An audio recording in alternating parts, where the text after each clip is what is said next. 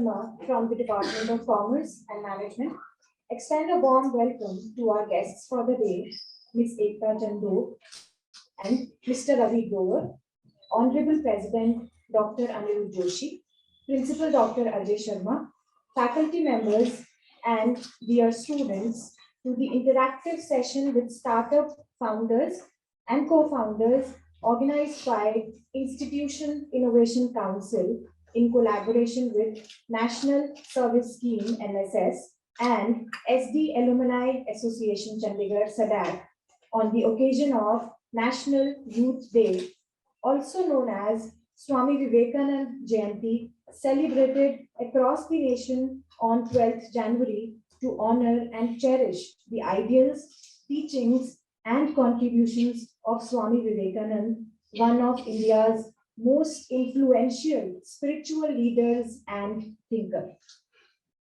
His teachings and philosophy have had a significant impact on the development of modern India. His teachings and philosophy continue to inspire people of all ages and from all walks of life. National Youth Day is a celebration of his life and a reminder of the importance of working towards a better future for the nation. And in line with this, on this special day, the NSS unit of our college has already commenced the NSS camp to enrich the future torch bearers to take the nation to new heights. And this session today is an effort in the direction of investing in the skill development of the youth of the country, and as a representation, the youth sitting right here in this hall to build a prosperous India.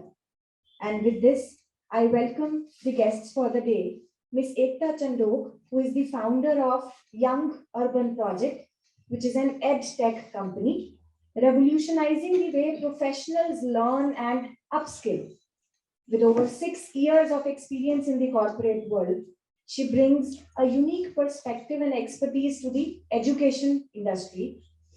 After working with companies like Bisleri and Midas Pharma in a human resources role, she made the bold decision to leave the corporate world behind and pursue her passion for education and entrepreneurship.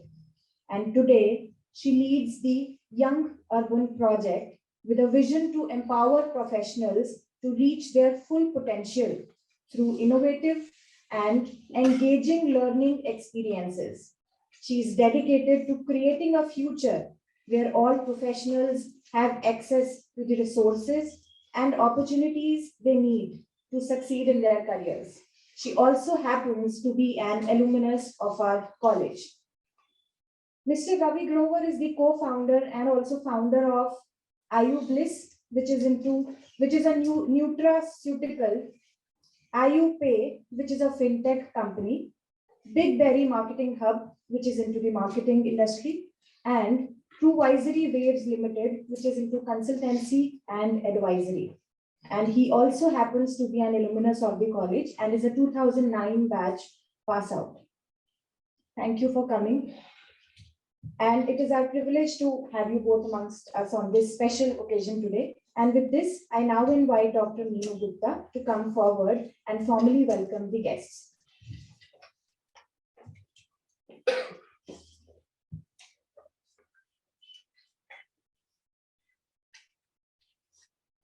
A very good morning to all of you.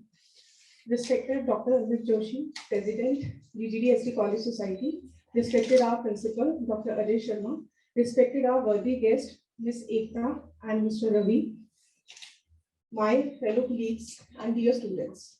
It's my great privilege to formally welcome you all in this interactive session on the occasion of National Youth Day. The primary purpose of IIC is to encourage, inspire, and nurture the young blood by supporting them to work with new ideas and startups in their formative years. Keeping this view in mind, we organized this interactive session for all of you. We request our worthy guest of the day for this interactive session and guide our students fully. Sir, ma'am, we are fortunate enough that you accept our invitation and spare your time for all of us. I'm sure it will be a fruitful session, not for the students only, but we are also going to learn a lot. Thank you once again and welcome you all. Thank you. Thank you, ma'am. And with this, I now request Dr. Anirudh Joshi to extend a green welcome to our guests for the day. Sir, please.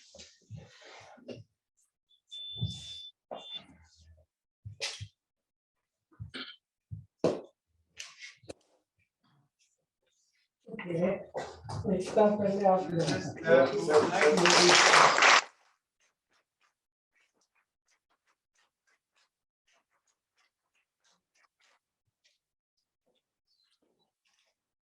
Thank you, sir. Sir, I also request you to come forward and share a few words with our audience.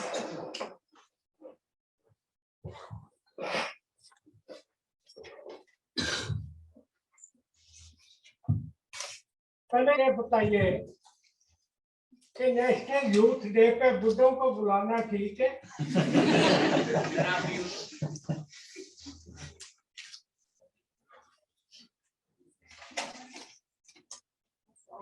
ये कुछ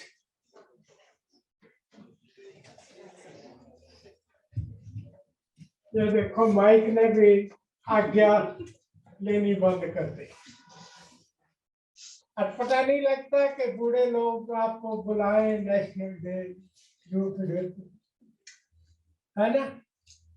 विक्रम आगे से संभल के काम किया।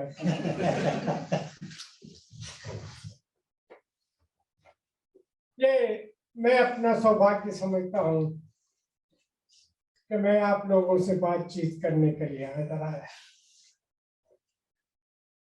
National youth day की शुरुआत 1984 में हुई थी, जब तब की सरकार ने ये निर्णय किया था कि स्वामी विवेकानंद के जन्मदिन को नेशनल यूथ डे के तौर पर मनाया जाए। स्वामी विवेकानंद साधु थे, ऐसे साधु थे जिनका आध्यात्मिक होना तो स्वाभाविक बात थी।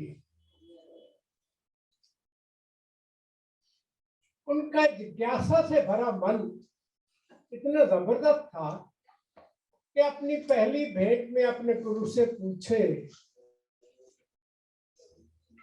कि आप मानते हैं कि भगवान है?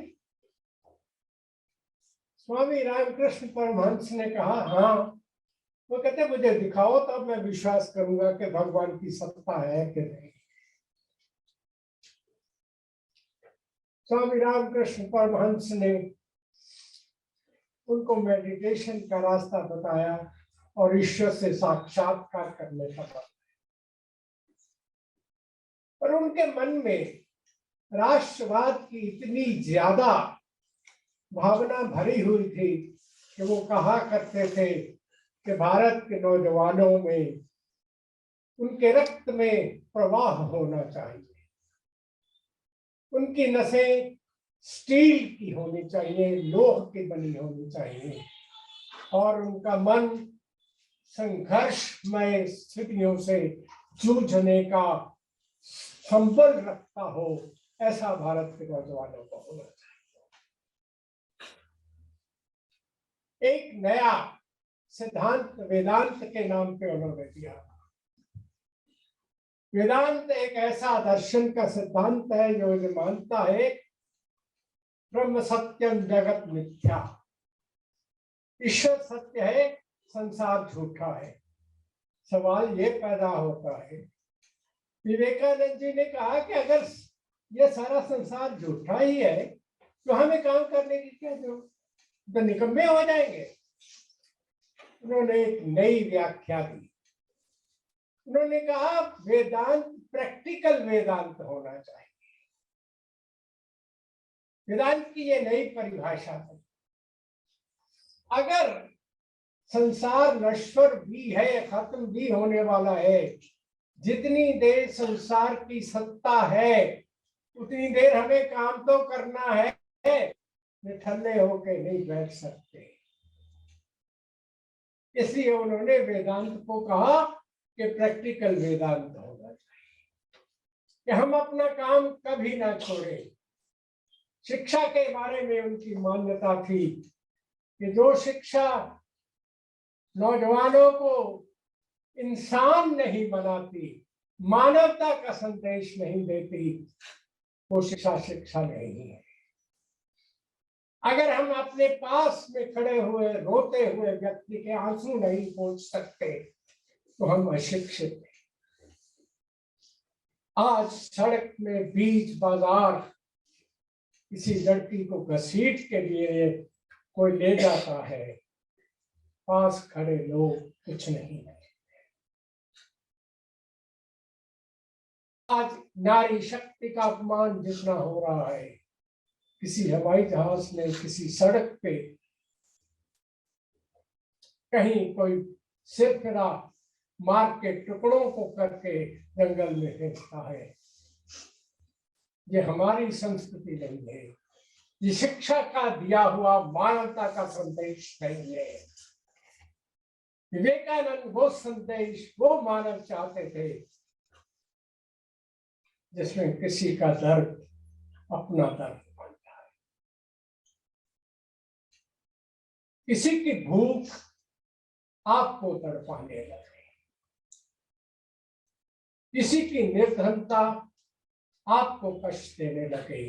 विवेकानंद ऐसे समाज की कल्पना करना चाहते थे, बनाना चाहते।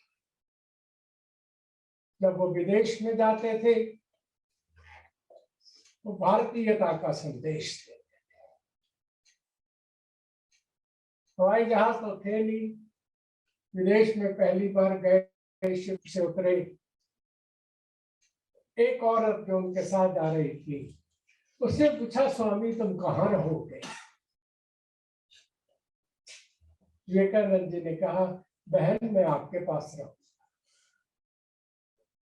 संसार के अनजान व्यक्ति को भी अपना बनाने की शक्ति जो शिक्षा दे दे, वही शक्ति है, वही समझ।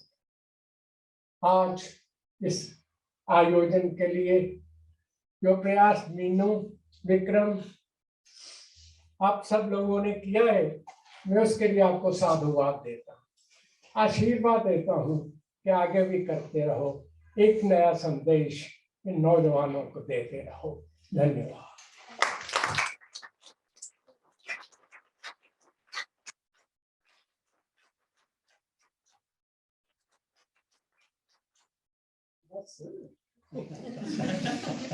Thank you so much, sir.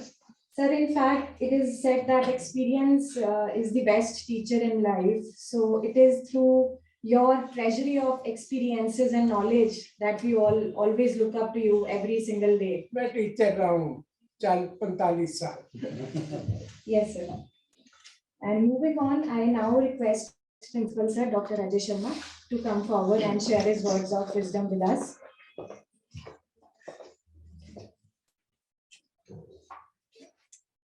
Dr. Joshi, President, PGST College Society.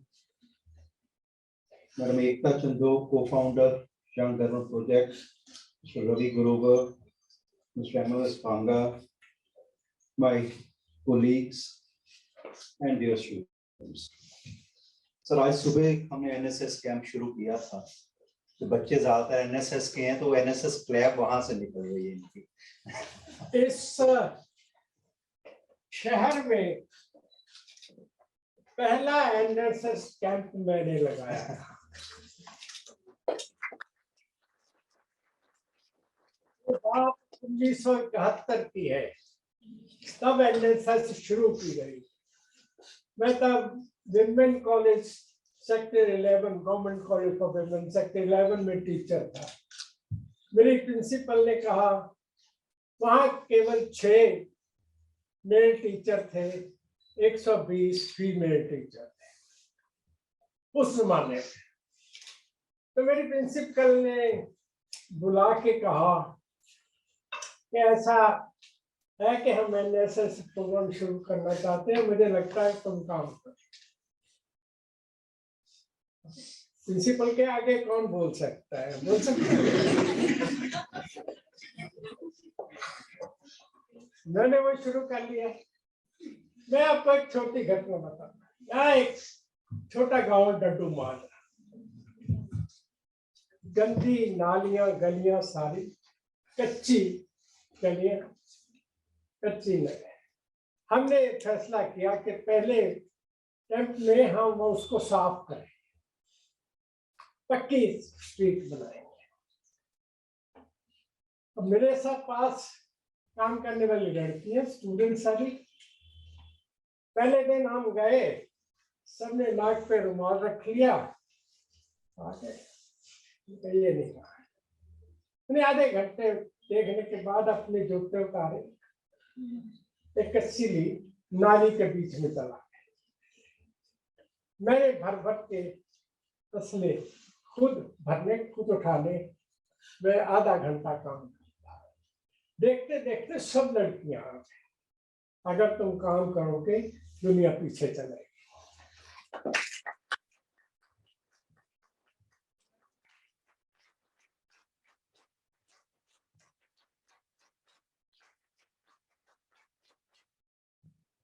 आज जो हम ये प्रोग्राम कर रहे हैं, इसके लिए सबसे पहले तो हमने अपने जो एलुमनाई एसोसिएशन थी, जिसको हम एसडी एलुमनाई एसोसिएशन सडाफ कहते हैं, उनको रिक्वेस्ट की।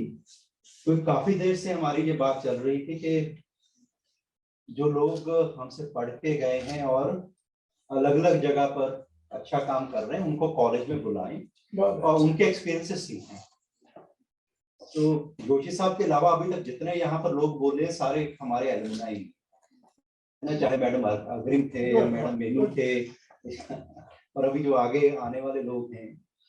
तो एलुमनाई एसोसिएशन की तरफ से हमने एनएसएस कैंप के दौरान 2 प्रोग्राम रखे हैं, एक आज नेशनल यूथ डे पर और दूसरा 16 को हम नेशनल स्टार्टअप डे पर भी अपने जो एलुमनाई हैं उनको रिक्वेस्ट की है कि आकर आपके साथ एक्सपीरियंसेस शेयर करें। दूसरा, Vikram ji institution innovation council देख रहे हैं, तो क्या आपको पता है कि आज के दिन तो जोशी साहब कह रहे हैं एक नीड थी उस समय कि जाकर, तो फिर बेसिक इंफ्रास्ट्रक्चर नहीं था, तो हाइजीन पर सड़कों पर जाकर काम करने का। आज देश की पुकार ये है कि आप ज्यादा से ज्यादा स्टार्टअप्स लेके आए, ज्यादा आइडिया लेके आए और उनको इंक्यूबेट करें। उसको देखते हुए हमने institutional innovation council with the help of ministry of education 2018 में बनाई थी।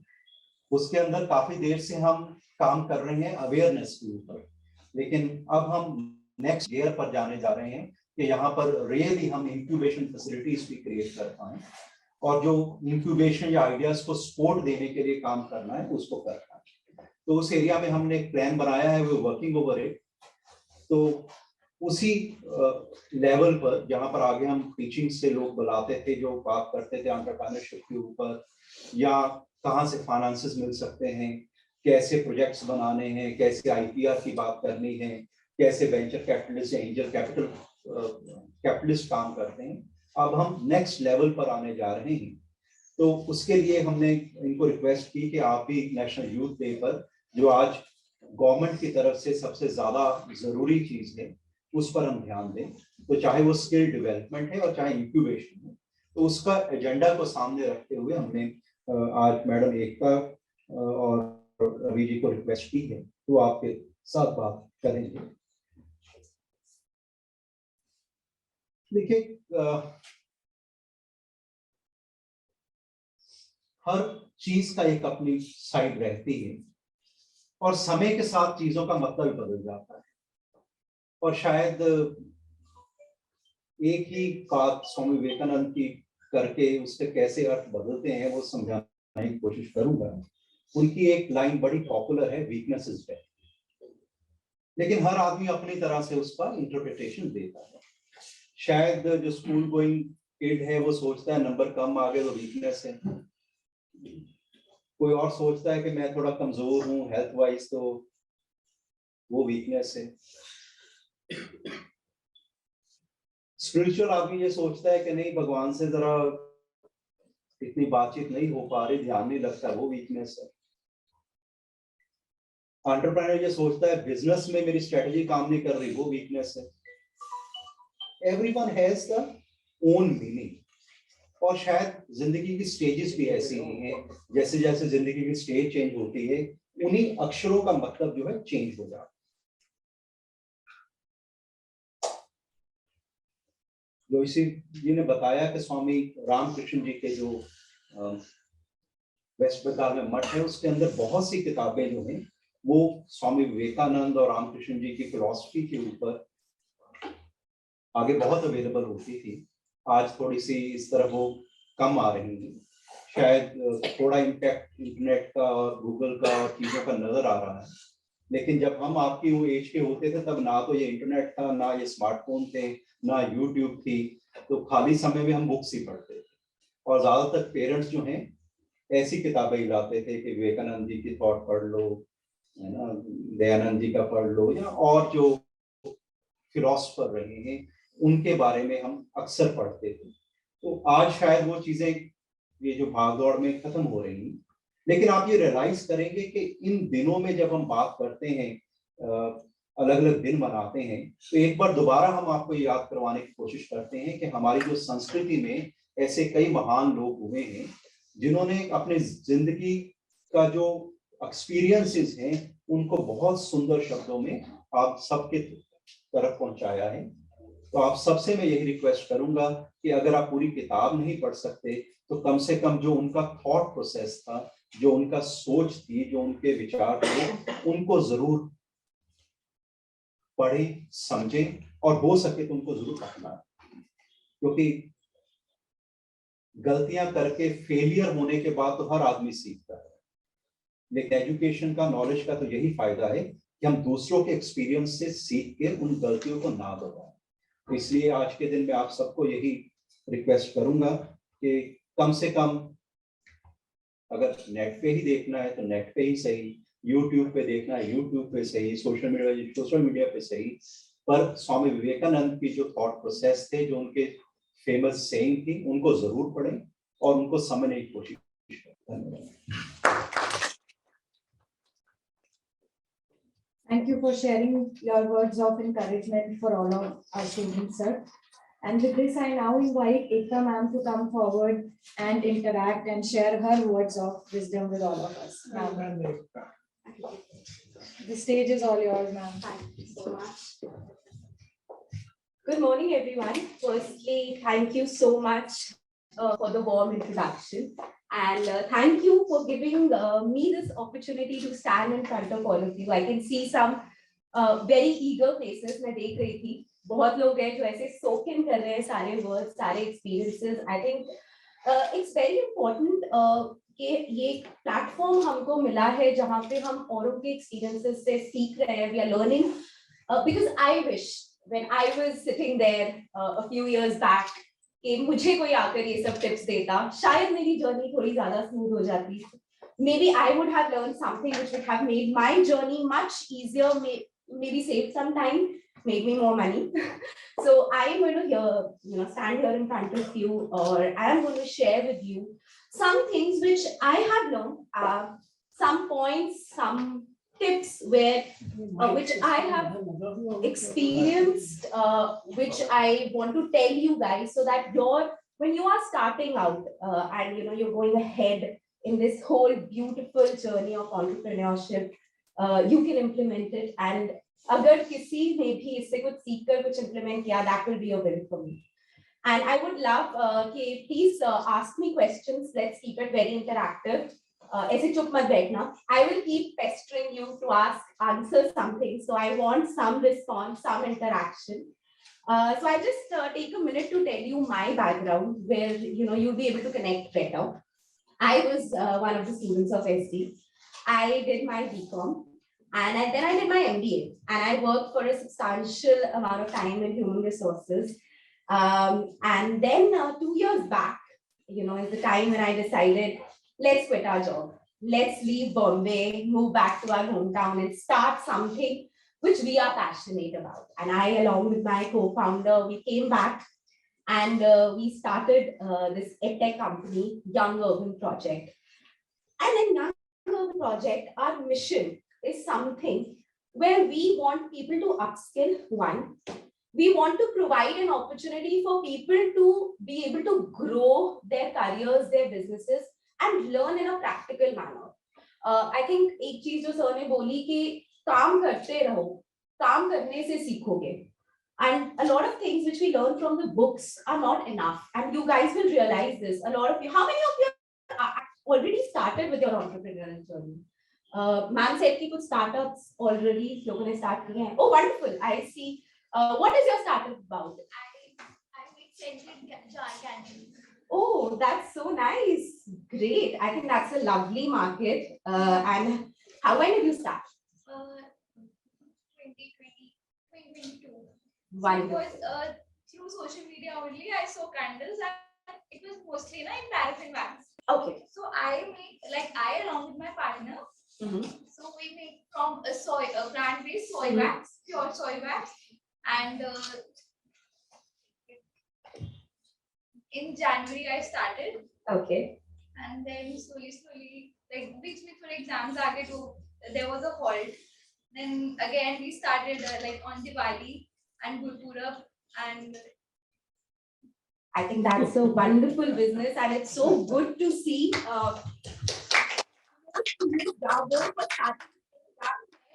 मैं सोच भी नहीं सकती थी कि मैं कभी business करूंगी. So wonderful. Anybody else? Can I see a raise of hands? Who all are doing wonderful? What is your business? Actually, I've started a platform that provides resume services and LinkedIn services. अरे वाह, ये तो मेरी industry है. Great. So, we help students and young professionals by making resumes and also assisting with creating a LinkedIn. Very good. Something आप सब लोगों को इनके पास जाने की जरूरत है. LinkedIn and resume are two things which will take you away.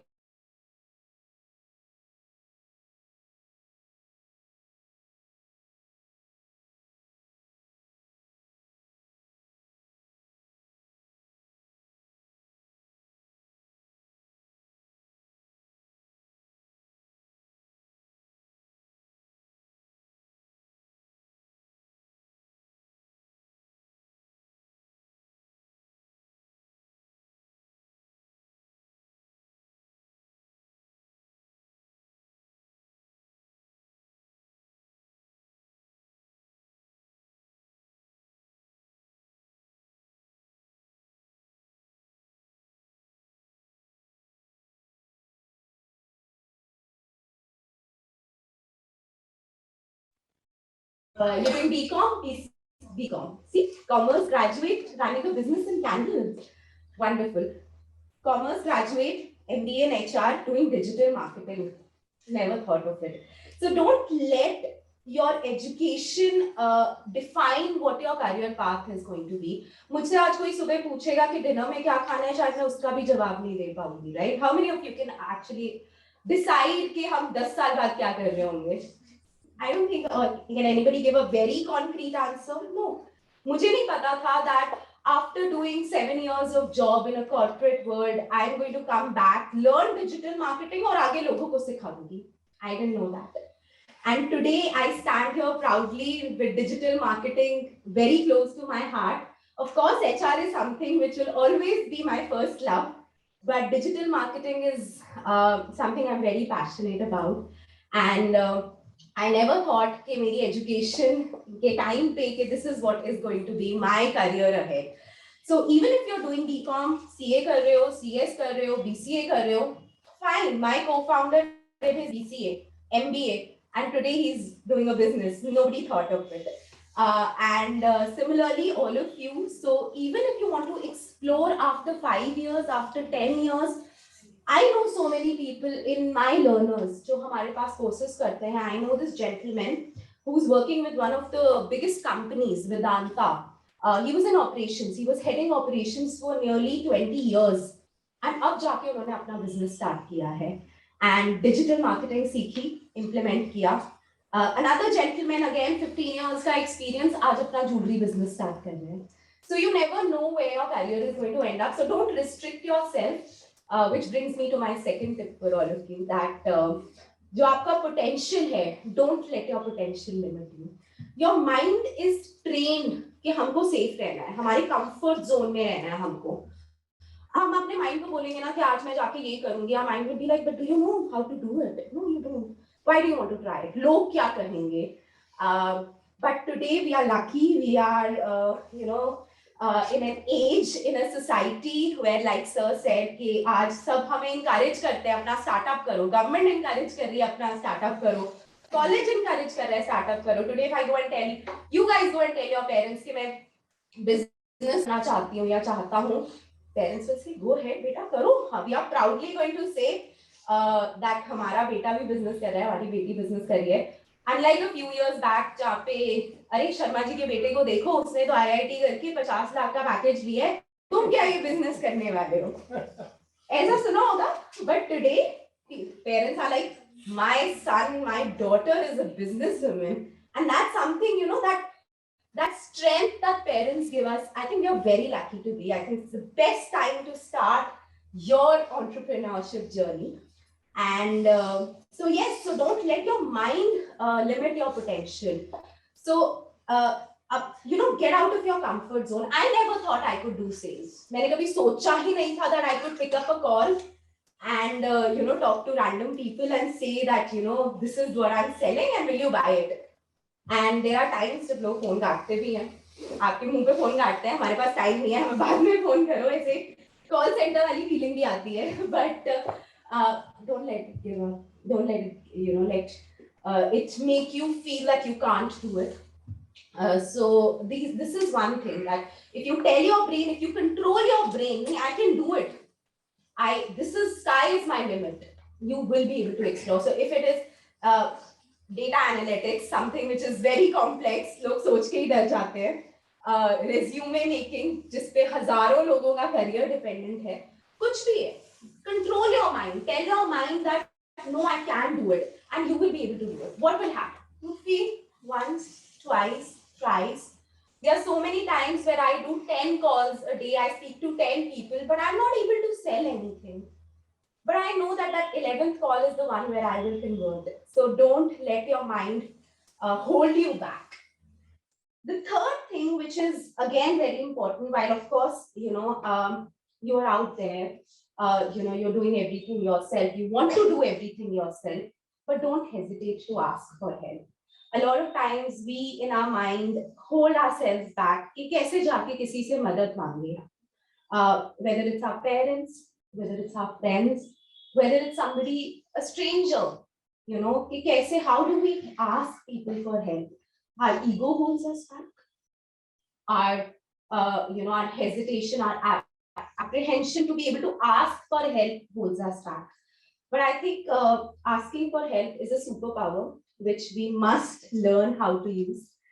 Go politely, ask, and you'll be amazed to see how many people are going to step forward to help. And trust me, help मांगोगे ना, काम बहुत आसान होगा. We were setting up our office and we are running a business. Time is very limited.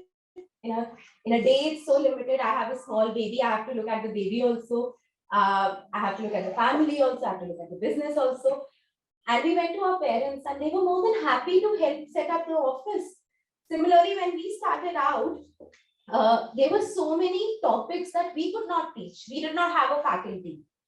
We approached our friends and they were so enthusiastic. Yes, we will come and help. And we were surprised कि हमने सोचा कैसे नहीं कि किसी से पूछे, किसी से help मांगे. A lot of us just sit back, oh my God, कैसे होगा, कैसे होगा, कैसे होगा. But we never pick up the phone and say, okay, will you be able to help me out? So do that. If you are not able to do anything yourself, go ahead, ask for help. There's nothing wrong with it. Anybody feels this? How many of you have actually felt कि यार कैसे किसी से मदद मांगू? So honest, appreciate your honesty. See, I see so many people. I used to feel that. Yes. So this is something which is a good takeaway. मांग कर देखो. I'm sure a lot of people will come and help you. But ये आप तभी मांग सकते हो जब आप अपना network थोड़ा strong बनाओगे. So which is the fourth learning which I want to share with you. And उसमें वो सर आपका बहुत काम आएंगे. What's your name? Yes, Rohit. Rohit. So please, all of you, take Rohit's help and build your LinkedIn account. How many of you are on LinkedIn? Active on LinkedIn? Really? That's all? So the rest of you who are not active on LinkedIn, please use this platform. I'm going to take a minute to tell you about this platform. And so all of you who are not there, go back and make your account. I know बहुत लोग ये सोचते होंगे कि ये तो professionals के लिए है, तो हमें अभी से क्या जरूरत है? Is that what you guys think? That's the reason you haven't made, right? So it's not like that. I have hired a girl from your college through LinkedIn, and she's working with me. So I think, and she has a very active LinkedIn account, and she's doing some great work on LinkedIn. So go ahead, make your LinkedIn account. Use that to network. One thing that I have done very actively on LinkedIn in the past 2 years is connect with people. And today I have connections with some of the biggest names in the industry. I have not met them. I don't know them personally, but I drop a message and I get a call back from those people anytime I need help. How many of us have experienced this? कि कुछ काम करना है, कोई company है जहाँ पे आप कॉन्टैक्ट फॉर्म भर रहे हो बट कोई रिस्पॉन्स नहीं आ रहा. कुछ काम करना है, एयरटेल है, वोडाफोन है, आपका कुछ अटक गया है, इंटरनेट अटक गया है, तो आप कॉन्टैक्ट फॉर्म पे जाकर भर रहे हो और आपको कोई रिस्पॉन्स नहीं आ रहा है. कितने लोगों ने ऐसा इंक्वायरी फॉर्म भरा है ना? होता है, फ्रस्ट्रेशन होती है कि क्यों फोन नहीं कर रहे यार, कितनी बारी 2 दिन हो गए हैं. मेरे साथ भी होता है. And you know what I do? I go on LinkedIn, search bar होता है ऊपर, कंपनी का नाम टाइप करो, आपके सामने सारे लोग आ जाते हैं. जिस डिपार्टमेंट का आपको सेल्स वालों से बात करनी है, कस्टमर सर्विस से बात करनी है, उसका नाम है, उसको कनेक्शन रिक्वेस्ट भेजो, मैसेज में लिखो आपका क्या. You'll be amazed how you get calls with a couple of hours, and I have experienced this just yesterday. So LinkedIn is such a powerful platform, is such an amazing social network where you can connect with some of the biggest names in the industry. You can network with them. So tomorrow, if you need them, if you need to ask for help to them, you know that there is somebody there. You don't have to search and think कि अच्छा कोई है जो ये काम कर सकता है, कोई है जो इसमें मेरी help कर सकता है. So I think LinkedIn is a great platform. How to use LinkedIn is now another ball game altogether. So LinkedIn is a platform where you have to build a personal brand, right? It's not enough, not just LinkedIn. I think Instagram, Facebook, any platform, it's not enough to just scroll. How we sit at night and just keep scrolling. देखते रहते हैं किसने क्या post किया है, क्या story डाली है. That's not enough. थोड़ा contribution आपका भी होना चाहिए. And a wonderful place, a tip which I want to give you is that I know a lot of us feel कि हम क्या लिखेंगे LinkedIn पे? What will we write? We don't have enough topics, or I'm not good in English. How will I write it? What will people actually find it different? Will people actually find value in it? No problem. Go and write in comments. लोगों की आप post देखते हो, उसमें जाके instead of just saying well done, congratulations on the job, ऐसे comments की जगह add some value there. If you don't want to post, add in comments. That's another place where you will get a lot of recognition. So use LinkedIn, use it to your advantage, build a beautiful network on LinkedIn. It's going to really help you in the future. Another thing that I want to share with you, tip number 5, is learn something about finances. As an entrepreneur, as a business owner, this is one thing which I wish somebody had told me a few years back. I was lucky. I've studied from this college. I've studied from Amit sir, and I've learned taxation. I've learned laws from him, and it's helping me today so much. You know, it's easy to start a business, but to keep the business afloat, there are a lot of things which go in. How much money is coming in, how much money is going out, how much is your budget should be, how much do you have the bandwidth to have the expenses, how much do you need to earn to sustain yourself. So these are things which you can only know if you understand the basic logic, basics of accounting. And I know even if accounting is not your subject, even if you're afraid of seeing those numbers, but go ahead, take some basic knowledge from that, have some understanding of accounting, because that is something which will definitely help you in a business. आपके tips पे होना चाहिए आपका कितना revenue हो रहा है, आपका वर्किंग कैपिटल क्या है, आपका कैश फ्लो क्या है, how much money you can spend. So today if somebody comes and says that please invest so much here or please buy this service from us, I should know that whether I am in a position financially as a business to spend that much amount or not. And start this right from the beginning. Don't think that I'm just starting out, I'm only earning 10, 20, 50,000 a month. It doesn't matter. I remember this. No, make Excel your friend. Note everything down in Excel. You get 10 orders, you get 20 orders, put it down, learn these basics of numbers and accountings, because this is going to really help you. And not just accounting. I think it's very important for us to educate, and I would urge the faculty members here to also arrange a session where people are taught that when you're starting out, what are the statutory norms to keep in mind, because there are so many things. GST कब लेना है, आपका partnership, private limited, ये सब चीजें कब बनानी है, कैसे बनानी है, what is the right form of business, association for yourself. I mean, we studied it, all of us have studied it, business studies mein padha hai, all of us have learned it in business studies, but how to practically, use it in your business is something which is very important, which I think if it's not done, I think I really urge you, because that is something which is going to go a long way in helping out everybody who's aspiring to do start a venture of their own. And while we are talking about finances, a bonus tip from my side, which I want to share with you: keep your personal and business expenses different. A mistake which a lot of young entrepreneurs make is whatever is the business earning is my earning. No, it's not your earning. It's the business's earning. If you spend that money, how will you invest back in the business? You are spending, draw a salary. Chahe 5,000 lo, chahe 10,000 lo, limit your expenses in that. But don't confuse your business earnings with your personal earnings, because that will be a major roadblock in your business growth. And another thing which I want to tell you is that there are going to be a lot of mistakes, a lot of failures, lots of ups and downs that are going to be there when you are doing your business. And you're going to have days where you sit and think, I am not fit to do this business. Am I even capable, to do this, what I've started? It's not going the way I want. Today, I've earned 0.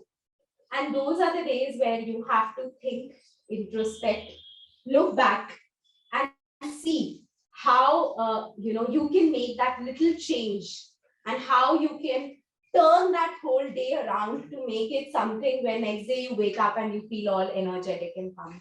Because business may ups and downs aayenge. Today it will be at a small scale where somebody has not delivered your raw material. Tomorrow it's going to be jab aapka pura ka pura product failure ho jata hai, you have no product to sell and there are hundreds of orders pending. There are days when for us in education business where faculties don't turn up and there are 30 people sitting and we don't know what to do. So there will be crises, some at a smaller level, some at a bigger level, but you have to learn to face them, learn what you will do in such a crisis. I mean, you might not have all the answers, so go to people who might help you get those answers, but don't give up. That is something that as an entrepreneur, that should be your mantra. Don't give up. Every day is going to be different. Every day is going to bring some new hope, some new growth for you. And 10 years later, you might be at a position where you are to be standing here and telling some more people about your experiences. So yes, so these are a few learnings, and I would like to open the forum to all of you, that if you have any questions, I'd be more than happy to answer them. I'd be more than happy to help you. Yes. You are running digital marketing agency. It's not an agency, it's an edtech business where we are teaching digital. Like, in market like GPT, chat GPT, AI is coming. Yes. So, what are views on that? And like AI is like replacing, like they are automatically doing the keyword research and they are also writing the content maybe through AI. So it can impact the human digital marketing. Like, It will, but for this, I would request my co-founder to answer this because he's the one using ChatGPT and he has an extensive experience in this, so he would be the right person for that. So sorry, I'm not an alumni of the college. I'm just here to support my partner in life. This is a valid concern. Come off the stage. Thank you. I mean, yes, this is a very valid concern. Where is AI going to disrupt a lot of professions, not just digital marketing, a lot of professions today eventually are going to get disrupted, affected. AI currently is at a very nascent stage where we call it the generic AI. It's very nascent at the moment. So we are looking at GPT-3 that's going on. So GPT-4 is not getting launched this year. It's going to make a lot of redundant tasks cease to exist, not just in accounting and even for doctors, it's going to, right? So we were thinking that creative professions are going to be one of the last to get replaced by AI. But what we are seeing is opposite. Creative professions are getting replaced faster. We thought the labor and the manual tasks will get replaced faster. So that change is happening. It's not here yet, but over the next 5 years, we are going to start see that disruption happening. So I'll tell you what, top 1%, 5% people, if you're skilled enough, you are going to sustain. So you need to keep upskilling, use AI for your advantage. It's not your competitor. It is here to help you, right? AI will make your life easier. You said content writing can be done through that. So imagine the same tool is available to everybody in the world. If the same content is being generated, there's no differentiation. That's where you as a human come. so like we are doing the keyword research on the like SEO is going to be one of the biggest industries to get affected the fastest, right? But ChatGPT is not replaced. For everyone who doesn't know, I'm so sorry. You must be thinking that ChatGPT ke baare mein. Bhul jao. I'm just addressing this question. ChatGPT is not a competitor for Google search at the moment. Don't worry. Over the next 5 years, keep an eye. We'll also learn as and when the technology evolves. Today, don't worry. SEO के लिए हम keywords वगैरह करते हैं तो उसकी ability से मतलब वो नहीं कर पाएगा ना. See, the overall SEO is changing. Voice search is rising, right? So a lot of things are changing. So overall, the industry is going to change. Keyword research is going to get changed very fast, right? What we'll do is we'll probably have a separate discussion answer. Yes. Thanks. Thank you so much, Puneet, for answering that. I think that was a very valid point, and he's been doing a lot of work on ChatGPT. So I thought he's the best person to answer that. Yes, and you have another question? Like you have started your digital marketing company. Yes. So you have bootstrapped or you have taken the funding from them? No, we bootstrap. We are not having any. What are your views on like taking funding from the venture capital? See, that's a very personal view. Okay, we believe that initial few years you need to bootstrap. We know a lot of people who bootstrapped till a revenue of 100 crores and then went to out for funding. But there are people opposite also who just got raised funding on an idea. A lot of it also would depend on how strong your idea is. What is the profession that you're in? Some businesses would need funding. Some businesses are really dependent on that funding, so you would need that. There's no harm in trying out. Your pitch has to be very, very strong. You need to be sure of your projections, your numbers if you're starting out. You can probably start out with putting, starting with this little smaller funding from friends and family. Then probably going out to an actual venture capitalist or investor. Like when we see that like the companies which have taken funds from the angel investors and like we can see that when Paytm, Oyo, these are they all went out for funding for at a stage where they had a very substantial revenue. But when they are not able to generate profit hours. See, funding बहुत time पे सिर्फ एक ऐसा game हो जाता है जहाँ पे people are taking funding to raise their valuation. A lot of people are looking for exits. So what they do is they make a company, they take funding so that it grows to a certain valuation and then they exit. So if that is your agenda, grow the company, take that. But if you genuinely want to, if your passion is doing business, bootstrap till a certain revenue and then go ahead and fund.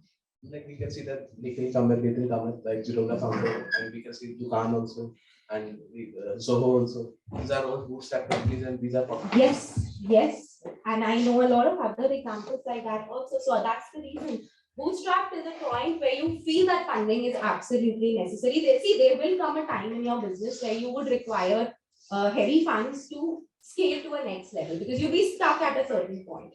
Pumping in a little money will not make a lot of difference. Like when we take like fund from the others, like there is a pressure of the investor also. There is. Because somebody who's giving their money would want their money to grow. So you have to give them that return if you're taking that money. And they will sit on your head and ask you, "Kya hua hai? What is the revenue?" Money grow करना, तो हम startup में देखते हैं, हम आजकल के को business में देखते हैं. ये Shark Tank ने ना बहुत ही गलत एक इम्प्रेशन डाल दिया है कि वो लोग आके आपकी बहुत मदद करने वाले हैं, हमें मार्केटिंग का एक्सपीरियंस है, हमें बना लेंगे, नहीं करेंगे वो कुछ भी. They are just going to give you a little money. This is dark truth of entrepreneurship. It is. See, you at the end of the day, it's your business. The onus is on you. An investor will give you money, but you have to make that money grow, right? Because they want to like their money to be developed. Absolutely, and they will be investing in multiple businesses. So they will not have the time to sit with you and help you grow your business. So the onus of growing your business is always on you. So you must grow it to a level where you know how to scale further up also. That money that is coming in as funds is only helping you reach that scale. Right? Thank you. Yes. Anybody else, any questions? Yes. As you talked about your company, how did you practically start it first? You registered yourself or the website? How did you start it with your own company? Okay. I think that's a very interesting question. So, shuru kahan se kare? To be very honest, we started because we were into online education. We started doing it as a side hustle along with our business. So we started with a smaller model, a smaller course workshop kind of thing. We tried it out for a while. How did you? We had a website. The first step we did was make a website, make an Instagram account, started building a community. I think building a community is very, very underrated. So start by giving out valuable content free. I think that's a thing where, where you start, you have an idea, you select your niche, then you start giving out free valuable content. And that's when people will come and realize, because if you make a company today, ABC company, and you say, "Hey, meko bechna hai," why will people buy from you unless they know the value you're offering, right? And how will that happen?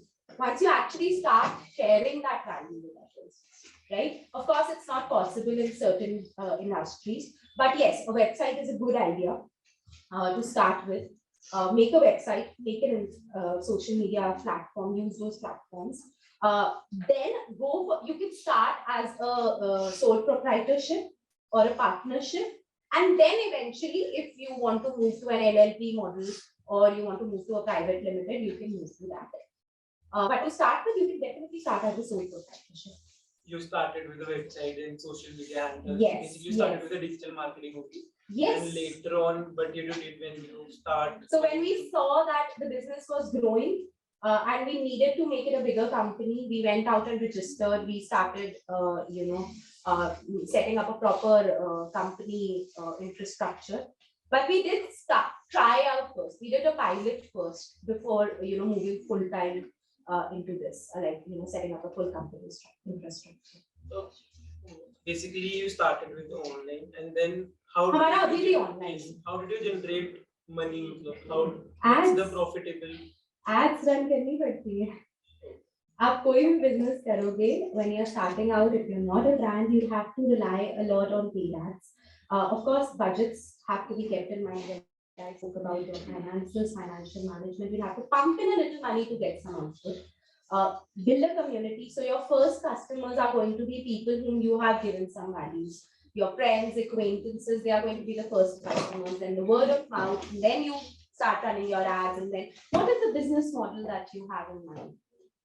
Kind of the social media digital marketing side. So you want to, is it like a digital marketing agency, digital marketing Kind of, services? yes. It's So a for digital you- marketing service. Yes, so for you, the first step would be making a website, making a portfolio. अब वो portfolio कैसे बनाओगे? By taking up projects even at a much free projects would be one idea where you can do it for your friends and family, or even approaching people through cold messages on Instagram, cold calling, karo, LinkedIn, like what I said. Use that platform. Reach out to people, do it for a nominal fee. So if somebody is doing it for 20,000, do it for 10,000, but show your value. You can even say that, I'll do part of the service for you for free. You see, if you like my work, then pay me and then come back to me.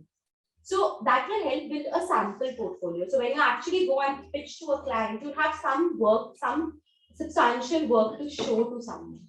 So yes, start with a website for you. Make an Instagram account, make a strong LinkedIn account, reach out to people, do some for your friends and family. इतनी तो costing रखो कि अपने expenses cover कर सको. But yes, do it for a nominal piece at the beginning, and then once you show your value, once you have a portfolio to go and pitch with, then start charging a premium gradually. But it's a good idea. If you can start it up, it's I think every business today needs digital marketing. So if you can bring value to business, that's a very good industry to be in. Yes, anyone else? I have a question. Yes, sir. Any digital platform, can we integrate the data with some external database? I mean, you're talking like if Instagram has some. Suppose that LinkedIn, Yes. I have a database of say 1,000 people. Can I take the data to? Yeah, there are APIs available. Yes, So from the API, we can fetch Is it. some API available? Yes, there are tools available where you can integrate the data to a third party. So APIs. There are. If you have any specific specific use case, I will be happy to help you out. We can discuss that.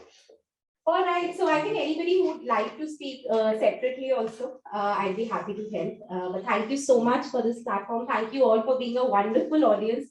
I see a lot of passion in you, and I wish you all the best and good luck. Thank you. Thank you so much, ma'am.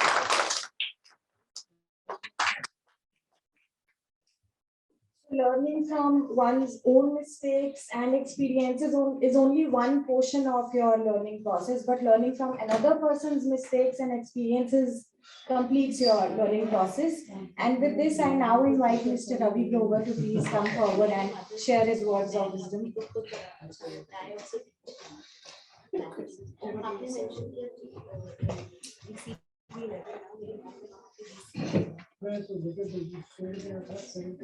Thank you, Anirudh Joshi sir and Ajay sir, for inviting us and giving such a great opportunity to interact with the new generation. How's the Josh? This is not high. How's the Josh? How's the Josh? एक तो मैंने ना बहुत कुछ complete कर दिया कि जो एज ए स्टार्टअप्स में होना चाहिए and this kind of opportunity हमें हमारे कैरियर में कभी नहीं मिली सच में and you peoples are blessed. और एक चीज जो मैंने अपनी लाइफ में first I let you know about my self I complete graduation in 2009 after then I have done MBA after then I have done CS also and company secretary also, and after doing 7 years of job I start my businesses. I start my 2 companies. In one companies I am consulting a new ventures, and second I have fintech industry also, consulting new brands like Capiva is my consulting firm. How to run a business from root, उस company को मतलब start किया हमने and last year उनको award भी मिला इस चीज का। एक चीज सीखने को मिली कि जब आप न्यू वेंचर स्टार्ट करते हैं तो आपके पास बहुत सारी हर्डल्स होती हैं। बहुत से लोग स्टार्टअप नहीं कर पाते जस्ट बिकॉज उनको कि खुद नहीं पता होता कि हमें क्या क्या सर्टिफिकेट चाहिए, कैसे फंडिंग चाहिए, कैसे कंपनी रजिस्टर करें, कहाँ से फंड आएगा। ठीक है, ये सारी हर्डल्स धीरे धीरे, इसके लिए हमने खुद की अपनी फर्म रजिस्टर की और I start with the venture. I belong to very first business family, मेरी फर्स्ट जनरेशन बिजनेस मैंने शुरू किया। And this is the first time कि इस स्टेज के ऊपर कॉलेज ने हमें इनवाइट किया और मुझे बहुत आज अच्छा लग रहा है इस चीज में। और sir first time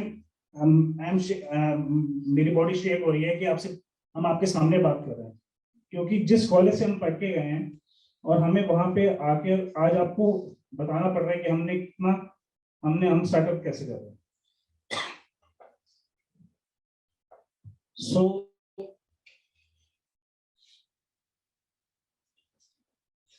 can I have water?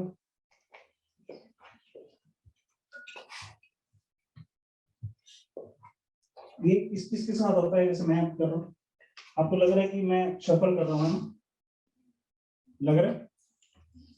नहीं लग रहा? मैं तो कर रहा हूँ। आपको नहीं लग रहा? ग्रेट। आप में से कितने लोग एंटरप्रेन्योर बनना चाहते हैं? बस, बाकी लोग जबरदस्ती बिठाए गए हो। आप में से कितने लोग एंटरप्रेन्योर बनना चाहते हैं और किस किस के पास आइडियाज हैं? ग्रेट। सी, एंटरप्रेन्योर बनने के लिए सबसे पहला स्टेप, आप अपने ड्रीम को फॉलो करो, आप अपने आइडियाज को फॉलो करो, जिसके अंदर आप परफेक्ट हो, आप उस चीज को इंप्लीमेंट करो। लाइक मैंने अपनी ग्रेजुएशन बीए विद आईटी किया, आफ्टर दैट मैंने एमबीए किया फाइनेंस एंड एचआर में, then I completed CS also, company secretary also, but इसमें से तो मेरा कोई भी प्रोफेशन नहीं था। But I start with the fintech industry. Fintech industry समझते हो आप क्या चीज होती है? क्या होता है? हाँ जी, लाइक एग्जांपल कोई कंपनी का किस तरह की सर्विस प्रोवाइडिंग? आपने एयरटेल पे, आपकी मोबाइल में एयरटेल पे होगा। This is fintech industry. Fintech industry को ना हम और तरह से समझते हैं, जो फाइनेंशियल प्रोवाइडर्स होते हैं। लाइक आप बिजली का बिल पे करते हो, आप कस्टमर टू, मेरी फिनटेक इंडस्ट्री में सिर्फ कस्टमर टू कस्टमर पे नहीं होता, प्लस एवरी सर्विस उसके अंदर यूज होती है। हर कंपनी की अपनी अपनी एपीआईज होती है, हम वो एपीआईज ले जाते हैं। ठीक है,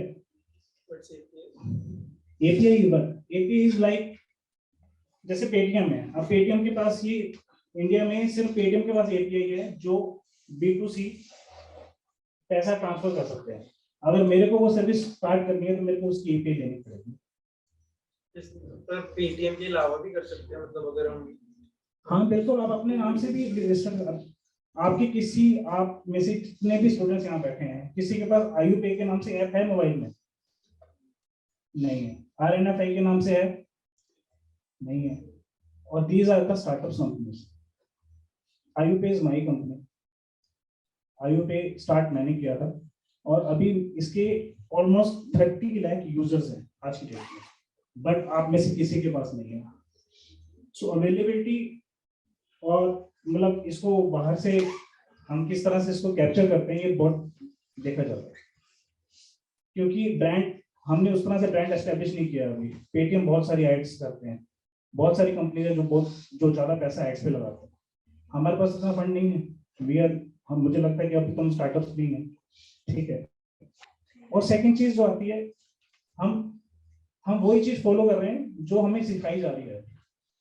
लाइक गाय दूध देती है, यस और नो? यस और नो? No, yes yes. हाँ यार, हम भी वहीं सीखते हैं, हम भी बुक्स पढ़ते हैं, हम भी वहीं शार्क टैंक, और ये शार्क टैंक वालों में मत जाना यार, मैं सच में बता रहा हूँ। इस शार्क टैंक ने तो और ज्यादातर इन्वेस्टर्स खराब कर दिए। अभी अभी आपका क्वेश्चन था ना शार्क टैंक पे, उसका आंसर मैं करता हूँ सर।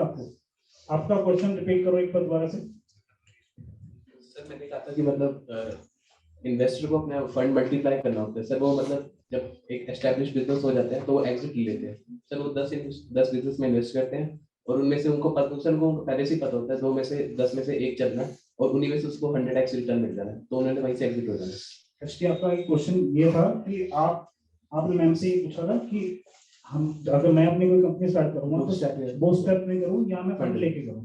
अगर आप किसी के फंड लेके अपना स्टार्टअप शुरू करते हैं, एक्चुअली में वो स्टार्टअप आपका नहीं है, उनका है। आपका आइडिया है सिर्फ, उनका पैसा लगेगा, प्रॉफिट आपका होगा, वो अपना प्रॉफिट ले जाएंगे। ठीक है, मेरी सजेशन ये होती है जब भी हम कोई कंपनी स्टार्ट करते हैं तो हमें 3 से 4 साल बूटस्ट्रैप अपने पैसों से ही काम यूज करना है। और आज की डेट में बहुत सारी इंडस्ट्रीज है जहां पे आपको पैसा चाहिए ही नहीं स्टार्टअप करने के लिए। आपको इंस्टाग्राम, फेसबुक आज की डेट में तो यार हैवी, आप जितना मर्जी यहाँ से बिजनेस कर सकते हो। सर मैंने अभी एक लड़की हायर किया था लास्ट 2 years बैक, एंड मेरी तरफ से वो उनकी सैलरी है 20,000 रुपीज। वन डे मैंने देखा उसके पास शनेल का bag, she came from Honda city, and मैंने अपने एचआर को बोला, मैंने कहा पूछो ये क्या करती है ऐसा, कि मतलब मैं सैलरी तक नहीं लेती, नहीं कहीं और काम करती है, पूछो।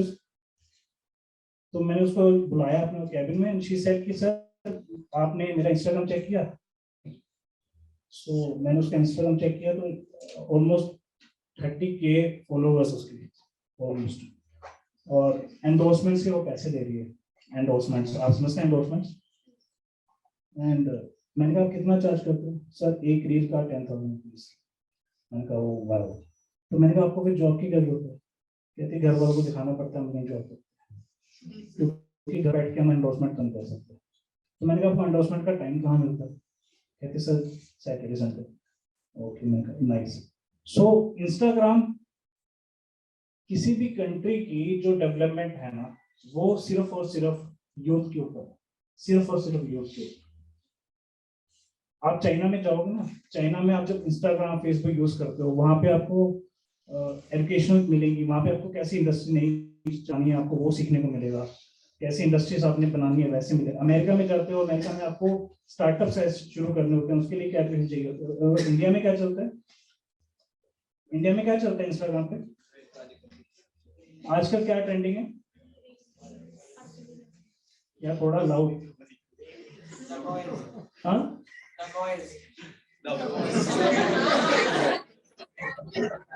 इंस्टाग्राम पे आजकल सॉन्ग कौन सा ट्रेंडिंग है?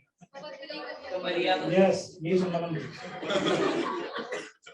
एंड सीरियसली ये एजुकेशन सिस्टम जो हमारा है ना इतना वीक, ये एजुकेशन सिस्टम का ही हिस्सा है, और हम लोग इंस्टाग्राम और फेसबुक की उसके अंदर ही सारे घूमते रहते हैं। हाउ मेनी मतलब सबका अकाउंट होगा इंस्टाग्राम पे, तो एक बच्चा ऐसा है जिसका इंस्टाग्राम पे अकाउंट नहीं है? 1 2 3 4 5, दैट्स इट। लाइफ में last year I just one share you one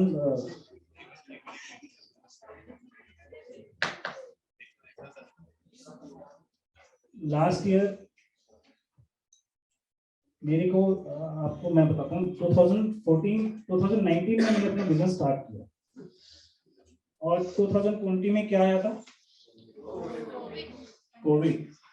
I was getting 20 lakh of package with from the HDFC bank, और मैंने अपना सैलरी जॉब छोड़ने के बाद अपना बिजनेस स्टार्ट किया, और जिसके with in the 3-4 months corona आया। तो कोरोना के अंदर तो सब कुछ ही बंद था। सो आई स्टार्ट, मैंने अपनी कंसल्टिंग फर्म को साथ में मैंने अपने एक नया फर्म शुरू किया, nutraceutical industry, with the name of Ayublis. Ayublis आज की डेट के अंदर मेरे सिर्फ 2 प्रोडक्ट्स अवेलेबल है मार्केट के अंदर। One is detox short same, और सेकंड है मल्टीविटामिन। और अगर मैंने वो चीज ना किया होता और मैं जॉब के अंदर दोबारा जाना पॉसिबल ही नहीं था उस इंडस्ट्री के अंदर, तो मेरे को क्विक एक डिसीजन लेना पड़ा कि आज के टाइम का मेरे को डिसीजन क्या लेना चाहिए और मेरे को किस इंडस्ट्री में होना चाहिए। सो बिजनेसमैन मेरे को स्टार्टअप्स में ये सबसे बड़ा इशू है कि हमें खुद नहीं पता होता कि हमारे नेक्स्ट डे हमारा क्या होने वाला है। और मैनेजमेंट और हमें अपने आप को ओपन आई से देखना, मतलब सबको ओपन रहना चाहिए, ओपन माइंड में रहना चाहिए कि हम अगर हमारे कल को बिजनेस चेंज करना पड़े तो हमें कर लेना चाहिए टाइम के साथ। बट मैंने अपना जो मेरी कंसल्टिंग फर्म है वो मैंने बंद नहीं की, वो चल रही है, आज भी चल रही है। मैंने सिर्फ और सिर्फ पार्ट टाइम के लिए मैंने अपने बिजनेस को थोड़ा सा एक अलग डायरेक्शन दिया। सो अभी मेरे से मैम पूछ रहे थे कि आपने इतने 4 कंपनियां बनाई है 4 सालों में। मैंने कहा सर, मैंने कहा मैम अभी 4 कंपनियां बनी नहीं है, these are the startups only, और I have a team of 20 peoples. Last year my company selected for my company nominated for entrepreneur of the year company. Entrepreneur तब मुझे पता चला कि मेरी कंपनी भी ऐसी, मेरी कंपनी भी हो सकती है उस रिवॉर्ड्स में। I met with Piyush Goyal, जितने भी ये शार्क टैंक्स वाले हैं, इन सबसे मैं वहां मिला, है ना। सो मेरे को उनको मिलकर ऐसा लगा यार ये तो, और मैं तो कहीं भी नहीं उनके आ रहा, मेरी कंपनी नॉमिनेट हुई है। तो लेकिन मेरे आज की डेट में 10 लाख यूजर्स हैं मेरे प्रोडक्ट्स के साथ, और जिसकी 60% लोग जिन्होंने रिपीट ऑर्डर किए। तो आपको इंडस्ट्री देखनी होगी, आप किस इंडस्ट्री में जाने वाले हो। और सेकंड चीज, जब आप अपने आइडियाज और ड्रीम्स को फॉलो करते हो, मेन देखो बिजनेस स्टार्टअप्स ये ईरा अब शुरू हुआ है, पहले नहीं था। पहले लोग सोचते थे 6-10 लाख का पैकेज मिलेगा।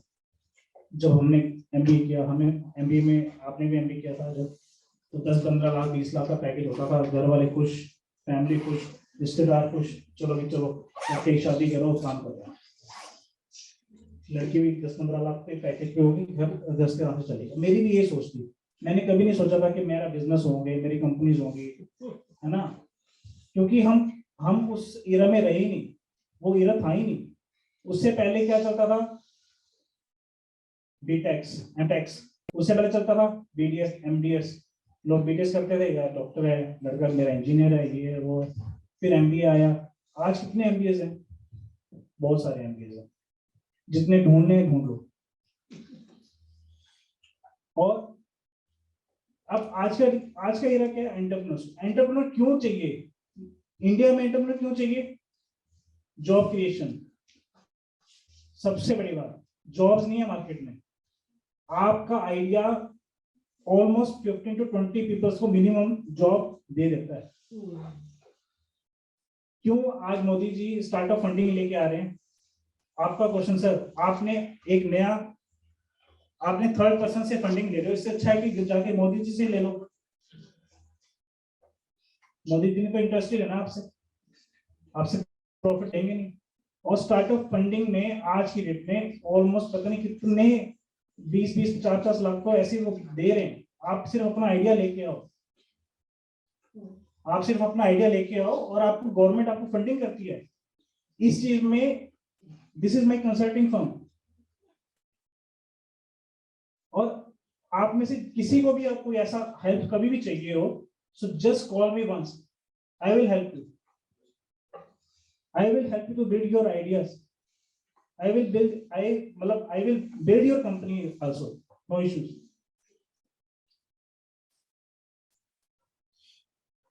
अच्छा नहीं लगा क्या? Okay. Second,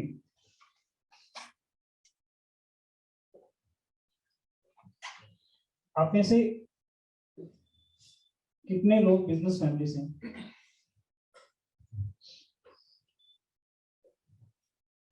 लड़कियां भी याद रखा था। Some people are busy in serving net last row, right? So मुझे लगता है वो इंस्टाग्राम पे ज्यादा एक्टिव हैं या फेसबुक पे ज्यादा एक्टिव होंगे, है ना। तो वहां से आप बहुत सारा पैसा अर्न कर सकते हो। और जो बिजनेस फैमिली से है ना, उनकी फैमिली उनके साथ रहती है हमेशा, वो उनकी फैमिली उनको सपोर्ट करती है कि हाँ ठीक है आप बिजनेस करो, आइडियाज लेके आओ, बिजनेस में आपको पैसा करते हैं। और जो सर्विस क्लास से हैं उनका दर्द मुझसे ज्यादा कोई नहीं समझ सकता।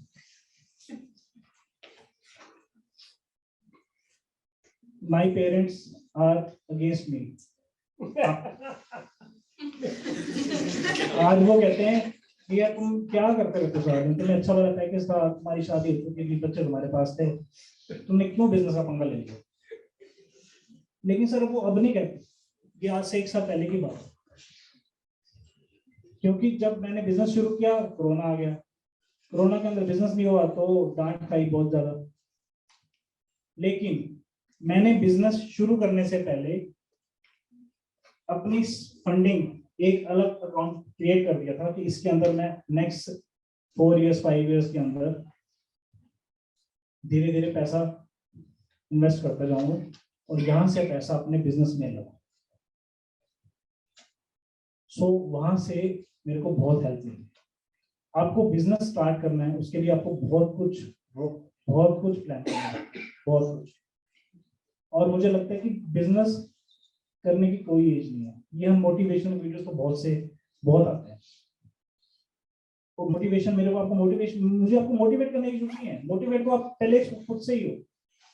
आपको सिर्फ स्टेप लेना है और फर्स्ट स्टेप लिया, सेकंड स्टेप लिया, third step you are success, that's it. There is no science कि मतलब आपको इतने धीरे स्टेप लेने हैं या आपको ऐसे काम करने हैं, कुछ नहीं करना। आपको सिर्फ अपना एक आइडिया सोचना है, उसको इम्प्लीमेंट करना है, उसके ऊपर आइडियाज लेने हैं और चलो। इजी है इतना? यस और नो? यस और नो? यस और नो?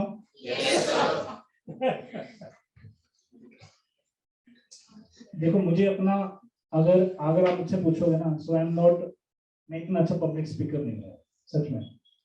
ये तो मैं कॉलेज ने बुलाया और मैं आ गया। मैं तो बोला, मैंने पूछा ही नहीं सर क्या करना क्या।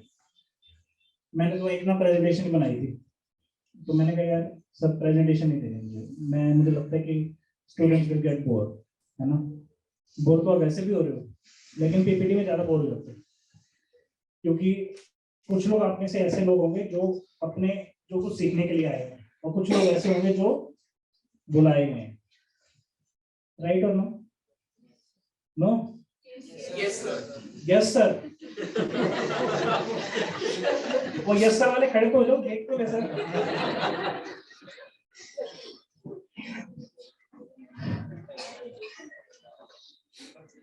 अब मेरा एक रैपिड क्वेश्चन है यार, हमारा एजुकेशन सिस्टम कैसा है? आउटडेटेड। सर ये जरा माइक पीछे जो इस पे आंसर करना चाहते हैं।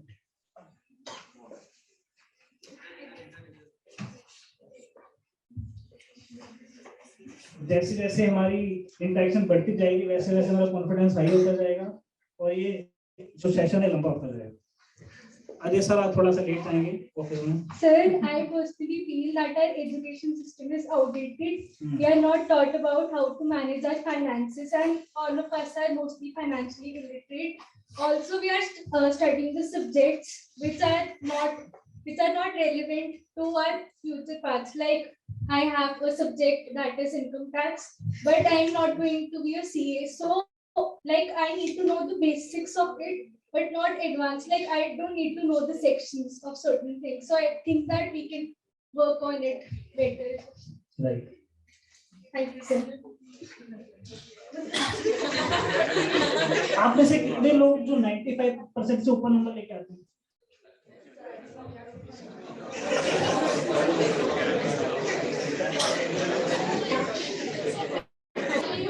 बस एक तो ही है, बाकी लोग एवरेज है 70, 80, 90%।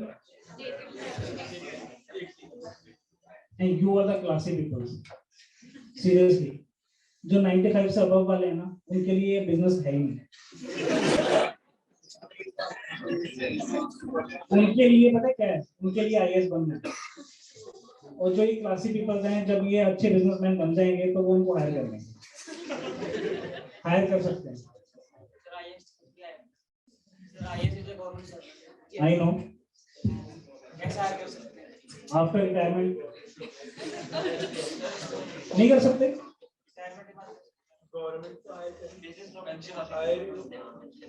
सर मेरा ये मानना है, जो पूरा ज्ञान है ना हमारा, वो एजुकेशन से, हमारी बुक्स में नहीं है। हमारा ज्ञान जो है, जैसे सर ने अभी स्टार्टिंग में जोशी सर ने बताया था, स्वामी विवेकानंद, उसके बाद भगवत गीता, कोई पढ़ता ही है? आप पढ़ते हो? रामचरितमानस, अगर आप ये बुक्स पढ़ लेते हो ना, सच में यू विल रिफाइन, आप इतने रिफाइन हो जाओगे, आपको हर चीज अच्छी दिखेगी, हर चीज।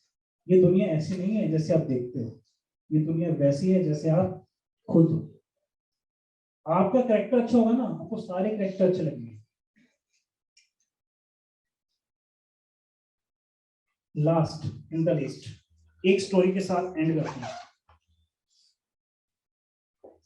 महाभारत सबने देखी, सुनी? कर्ण अर्जुन कौन थे पता है? श्री कृष्ण तो पता ही है सबको। सो जैसी महाभारत एंड हुई ना, महाभारत खत्म हुई, अगले दिन अर्जुन और कृष्ण घूमने जा रहे, निकले घूमने के लिए। तो जब वो घूमने के लिए निकले ना, तो रास्ते में उनको एक भिखारी मिला। तो श्री कृष्ण ने बोला, यार अर्जुन ने देखा ये भिखारी है, इसको हम कुछ दे देते हैं, आपकी मर्जी है। तो उन्होंने क्या किया, उन्होंने बहुत सारा उनको ना मतलब हीरे जवाहरात को दे दिए,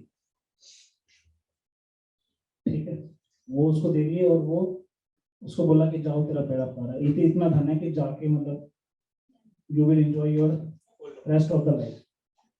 उसने बोला यार ठीक है, आज के तो मेरा भिखारी मैं बनवा ही नहीं, तो मैं बस इस धन के साथ ही जीने वाला।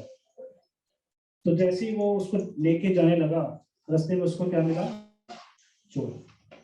उसका चोर उसे सारे हीरे जवाहरात लेके भाग गया। अगले दिन सेम अर्जुन कृष्ण दोबारा से आए, वहीं उनको दोबारा से वो भिखारी मिला। अर्जुन ने बोला यार कल तो आपको इतने सारे हीरे दिए थे, हीरे जवाहरात दिए थे, फिर से आप यहाँ पे आज बैठे। वो क्या, उसने अपना सारा प्रसंग बताया कि कल आपके जाने के बाद यहाँ पे चोर आया तो मुझसे सारा कुछ ले गया। तो अर्जुन ने फिर से उसको दोबारा दिया, और एक उसको वो दी हीरे की अंगूठी दी, एक जो जिसको हम कहते हैं कि बहुत कीमती था, वो उससे भी कीमती था, जो उसने लास्ट दे दिया। तो उसको बोला साथ में कि अब तुम ध्यान से जाना, रास्ते में कोई चोर नहीं मिलना चाहिए। वो बेचारा चोर छुपते छुपते छुपते वो अपने घर पहुंचा। घर पहुंच के उसने क्या किया, अपने वो जो हीरा था वो घड़े में रख दिया, एक घड़े में, कच्चे घड़े में रख दिया, और उसकी वाइफ सोई हुई थी। उसने बोला मैं अपनी वाइफ को उठाता नहीं, सुबह उठ के बताऊंगा मैं उसको। तो वो भी सो गया। अगले दिन उसके उठने से पहले उसकी वाइफ उठी। और वो पानी भरने के लिए उसी घड़े को लेगी जिसमें उसने हीरा रखा हुआ। तो जब वो ले गई, तो जब उसने पानी भरा तो वो हीरा ऑब्वियसली वो तो मतलब बह गया वो पानी में। और उसने घर पे आके जब वो आया तो उसका पति जब उसका उठा हुआ था, तो उसने पूछा कि यार वो कहाँ पे है, वो घड़ा कहाँ पे है? उसने बोला यार कि मतलब मैं तो उसमें पानी भरने गई थी। फिर उसने माथे पे हाथ रखा और उसने बोला यार कमाल है कि मतलब हमारी किस्मत में तो सुख है ही नहीं कि पहले हीरे आए। मतलब पहले उसने सारी स्टोरी बताई कि कल मेरे को ऐसे मिला तो वो भी चोरी हो गया, आज मेरे को हीरा मिला तो वो अपने पानी में जाके डाला है। नेक्स्ट डे वो फिर दोबारा से वहीं जाके बैठ गया। Again Krishna and Arjun came and he said कि अब उसको गुस्सा आ गया अर्जुन को। अर्जुन ने बोला यार तुम कमाल के बंदे हो, तुमने हीरे दिए तो तुम वो गवाए, हीरा दिया तो भी तुम ये कर रहे। सो अर्जुन ने श्री कृष्ण से एक बात पूछी कि ऐसा क्यों हो रहा है कि मैंने इसको 2 बार इसको मैंने इसकी लाइफ को सेट करने के लिए इसको कुछ दिया, फिर भी इससे संभाला नहीं जा रहा। तो श्री कृष्ण ने एक बात बोली कि जब तक इसका अच्छा टाइम नहीं आएगा ना, तो आप उसको चेंज नहीं कर सकते, ठीक। और इसका अच्छा टाइम आएगा, जिसका भी हकदार है ना इसको, वो होता है। उसने सिक्का निकाला और उसको सिक्का दे दिया और उसने आगे से बोला, भगवान तेरा। उसने वो सिक्का दिया और वो चल पड़ा। स्टोरी यहाँ खत्म नहीं हुई। जब उसने वो सिक्का लिया और उसने बोला कि ये सिक्का मैं क्या करूंगा, तो आगे से एक मछुआरा आ रहा था और वो जो मछुआरा था उसने देखा कि मैं तो इसका कुछ नहीं कर सकता, मैं इस मछुआरे को दे देता हूँ, बेचारे का काम चल जाएगा। और इसने उस मछुआरे को 10-20 रुपए दिए, जो भी थे, वो सिक्का था, और उससे वो जो उसकी मछली थी, वो मछुआरे कहते, वो मछुआरा बड़ा वो था, मछुआरा कहता है मैं ऐसे तो लूंगा नहीं आपसे, आप मेरे से मछली ले लो। तो कहता ठीक है हम खा लेंगे घर जाके, कोई बात नहीं, अब दे दो। उसने वो मछली ले ली। मछली लेके जैसे ही वो आगे चलने लगा और पीछे पीछे उसके श्री कृष्ण अर्जुन आ ही रहे थे, आगे जाके उसको चोर मिल गया। चोर ने देखा यार पीछे पीछे कृष्ण अर्जुन भी आ रहे हैं, और चोर के उसने क्या किया, वो सारे जो जेवरात जो चुराए थे उन्हें सारे के सारे वहां फेंके और वो भाग गया। जेवरात लेके वो घर पहुंचा, मछली उसने खाने के लिए काटी, तो उसमें से क्या निकला, हीरा निकला। तो अल्टीमेटली उसको जो सोने जवाहरात थे और हीरे दोनों मिल गए। लेकिन ये हुआ क्यों? मोरल ऑफ द स्टोरी क्या है?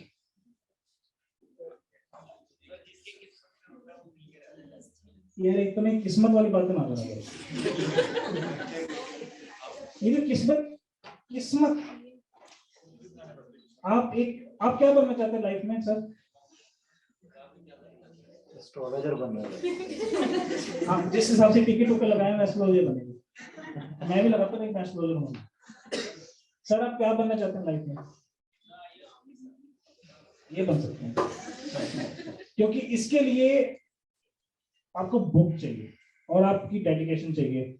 आप बिल्कुल बन सकते हो और गॉड ब्लेस यू, है ना, आप बनोगे जरूर, लेकिन किस्मत से नहीं बनोगे सर। आपको कोई भी स्टेप लेना है ना, आपको बिजनेसमैन बनना है या जॉब करनी है, उसके लिए आपको मेहनत करनी पड़ती है, बहुत कुछ सीखना पड़ता है, बहुत कुछ गंवाना पड़ता है, बहुत कुछ गंवाना पड़ता है। मोरल ऑफ द स्टोरी पे बता सकता है? सही वक्त से पहले कुछ नहीं करते। नो, यस, जब हम दूसरों का सोचते हैं तब हमारा अच्छा होना शुरू हो जाता है।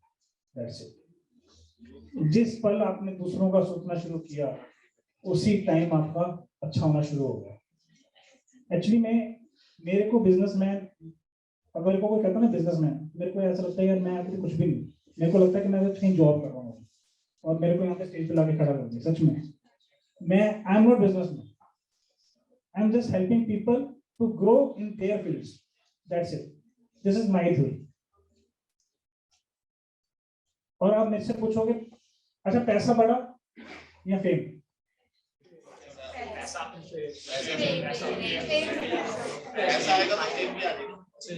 पैसा आ गया तो फेम आ जाता है। कौन है ये इंसान? सर फेम आएगा तो पैसा आएगा, फेम आएगा तो पैसा अपने आप भाग के आएगा। Have you seen 3 Idiots? पैसे से फेम आएगा। 3 Idiots देखी इसने? So he is yes.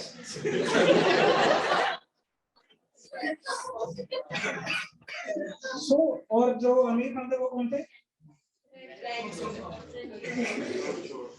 सारी यार मूवी बनाई सी भी थी, आपने देखा क्या मूवी में? So basically मेरा मानना यह है कि जब हम एफर्टलेस कुछ करते हैं ना, एफर्ट के साथ, और जब रिवर्ट में हम कुछ मांगते नहीं है तो अपने आप भगवान देगा, no issues. But this is spirituality. आज की जनरेशन नहीं मानती, आज की जनरेशन कहती है या नहीं, आज की जनरेशन को ये कहती है कि हम बस पैसा आना चाहिए जैसा मर्जी हो। सो अब आपके कोई क्वेश्चन है? What is the business model of the आप इन सब ने आपको हायर कैसे नहीं किया? IUPAY से मतलब working model को जैसे अगर 50 लाख प्लस यूजर्स हैं IUPAY के, मतलब कौन-कौन सी ऑडियंस को कर रहे हैं कस्टमर के लिए? सर IUPAY का मेन फोकस पता है क्या है? IUPAY का मेन फोकस ये है कि बैंकिंग कितने बजे क्लोज होती है?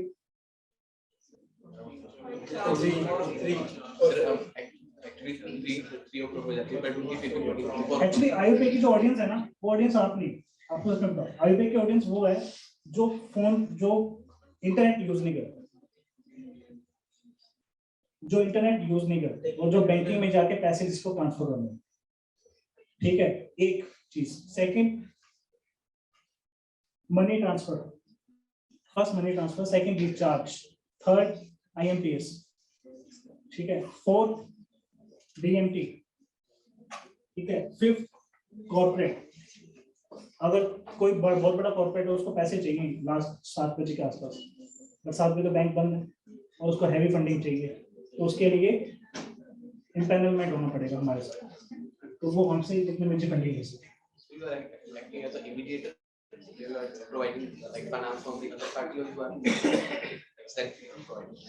No, we are the service provider. Banking में आज की डेट में बैंकिंग में कुछ कंपनीज को API दी हुई है कि आप हमारे बैंक क्लोज होने के बाद आपकी सर्विसेज आप दे सकते, उस तरह से हमारी वर्किंग है। और इसके लिए हम डिस्ट्रीब्यूटर बनाते हैं अपने अलग-अलग सिटी में जाके। NBFC तो अलग चीज है। NBFC is non banking finance company है, वो तो अपना फंड यूज करती है।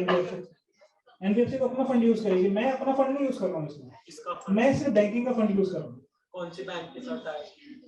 कौन सी बैंकिंग के साथ? मेरे पास 3 बैंक मेरे साथ एसोसिएटेड हैं, SDFC, ICICI और Axis। आपके अलावा भी और किसी से कर और सकते हैं? इसमें जो डिस्ट्रीब्यूटर होते हैं, और यहाँ सपोज आप डिस्ट्रीब्यूटर बनते हो तो आप इसमें पैसा हम कर सकते हैं। आप हाँ, देखो आजकल ना वर्चुअल का जमाना है, आप आज की डेट में हर चीज इंटरनेट पे अवेलेबल है। अब आज NBFC का कोई रोल नहीं, NBFC का इतना बड़ा रोल नहीं रहा आज की डेट में। बैंकिंग आपको बहुत कुछ दे देती है ना, बैंकिंग आपको वर्चुअल मेंबर बना देती है। एक बार जैसे बैंक क्लोज हुआ, उसके बाद आप बैंकिंग की सारी सर्विसेज दे सकते हो अगर किसी को जरूरत है 7 o'clock मतलब 4 o'clock के बाद। जो आपके थ्रू लोन जाता है, मतलब आप क्या? मैं लोन नहीं देता सर, मैं दोबारा से यहाँ रिपीट कर रहा हूँ। अगर आपको पैसे ट्रांसफर करने हैं सपोज अपने फ्रेंड को 4 o'clock के बाद, और आपके पास इंटरनेट नहीं है, तो आप किसके पास जाओगे? आप सर्विस प्रोवाइडर के पास जाओगे। फिर पेटीएम वगैरह भी वही करते हैं? नहीं, पेटीएम कैसे करता है? पेटीएम में तो आपका पैसा होता है, पेटीएम में तो आपका पैसा होता है ना। आप अगर आपके पेटीएम में पैसा होता है, पैसा ट्रांसफर कर पाओगे। अगर आपके पेटीएम में पैसे नहीं है और आपको अपने किसी फ्रेंड को पैसा देना है, तो आप कैसे दोगे? तो सर्विस प्रोवाइडर के पास जाओगे। क्रेडिट कार्ड से भी कर सकते हैं, हमारे पास पैसा नहीं है तो ट्रांसफर कर सकते हैं। सर आप एक बात बताओ, आप अपने क्रेडिट कार्ड से जब पेमेंट करोगे तो यहाँ पे 2 चीजें आएंगी। फर्स्ट क्या आएगा? आपकी क्रेडिट कार्ड में पैसा होगा तब आप पैसे ट्रांसफर कर पाओगे। दूसरा, आप लैंड करोगे। लैंड किससे करोगे? कौन से? सर्विस प्रोवाइडर से। थर्ड क्या होगा? आपको कैश होगा, आपको देना उसको, बट फिर आप मेरे को कैश दोगे और मैं उसको वॉलेट में दूंगा। This kind of working in fintech industry. ये इंडस्ट्री अभी बहुत, मतलब अभी मुझे 3-4 साल हुए हैं अभी इसका। मेरे पास एक्चुअली B2B है, actually we are operating as a B2B, they are not in B2C। मेरे वाले कॉन्सेप्ट के अंदर आप कस्टमर पैसा नहीं पे कर सकते, डिस्ट्रीब्यूटर टू डिस्ट्रीब्यूटर पे कर सकते हैं। तो उसके लिए कोई बहुत बड़ी साइंस नहीं है, हम कस्टमर को एक डिस्ट्रीब्यूटर बना देते हैं, ये वैसे लगता है।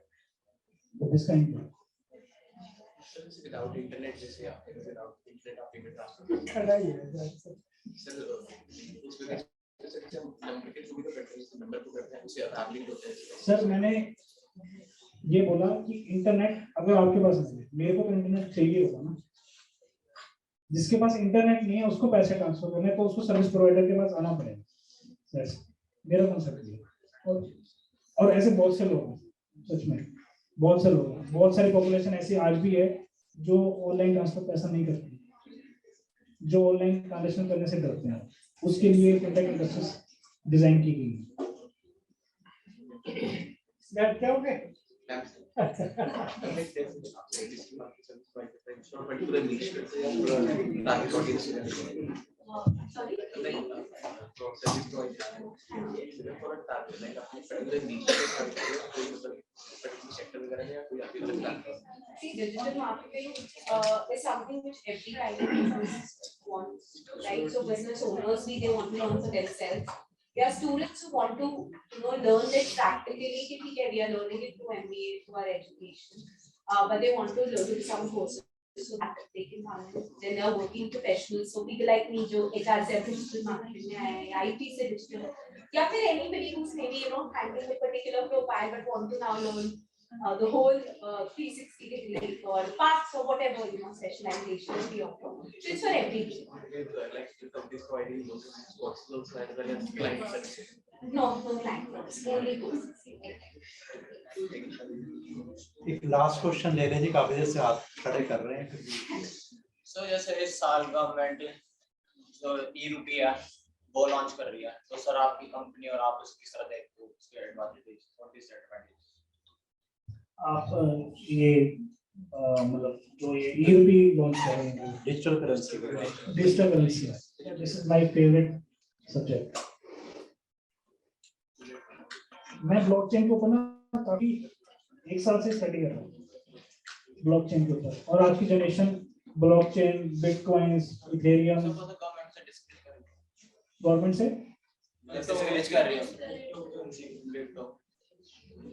एक्चुअली गवर्नमेंट, देखो यार, इनमें इंडियन गवर्नमेंट की बात करूँ ना, यहाँ पे थोड़ा सा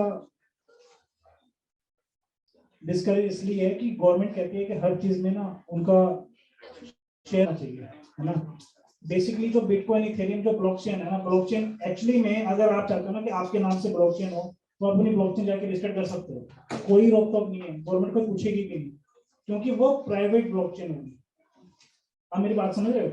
अगर suppose I am running my company, so अगर मेरे को आपको सैलरी देनी है, सो मैं आपको अपने पॉइंट्स भी दे सकता हूँ, तो ये मेरी डिस्क्रिप्शन है कि मैं दूं या नहीं दूं। दूसरी बात आप कह रही जो ई-रुपी है, ई-रुपी में एक्चुअली ई-रुपी ब्लॉकचेन पे नहीं आ रहा। ई-रुपी इज सिंपल, आपको जैसे आप बैंक में पैसा रखते हो ना, सपोज आपके बैंक में 1 लाख रुपए पड़ा हुआ है, तो वो आपको 1 लाख रुपए कॉइंस, वहां पे सिर्फ कॉइंस दिखेंगे आपको, इससे ऊपर कुछ भी नहीं है। जैसे आप अपने पैसे खर्चते हो, वो इंडिया के अंदर सिर्फ वो ई-रुपी वाले चलेंगे।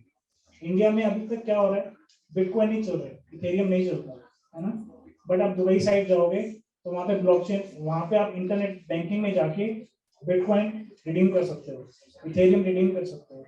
इंडिया में सिर्फ आपको फैसिलिटीज ये दी जाएगी, जो ई-रुपी अब जो इंडिया में लॉन्च हो रहा है, वो आप जाके एटीएम से जाके विड्रॉ कर पाओ, बस इतना से समझना है इसमें।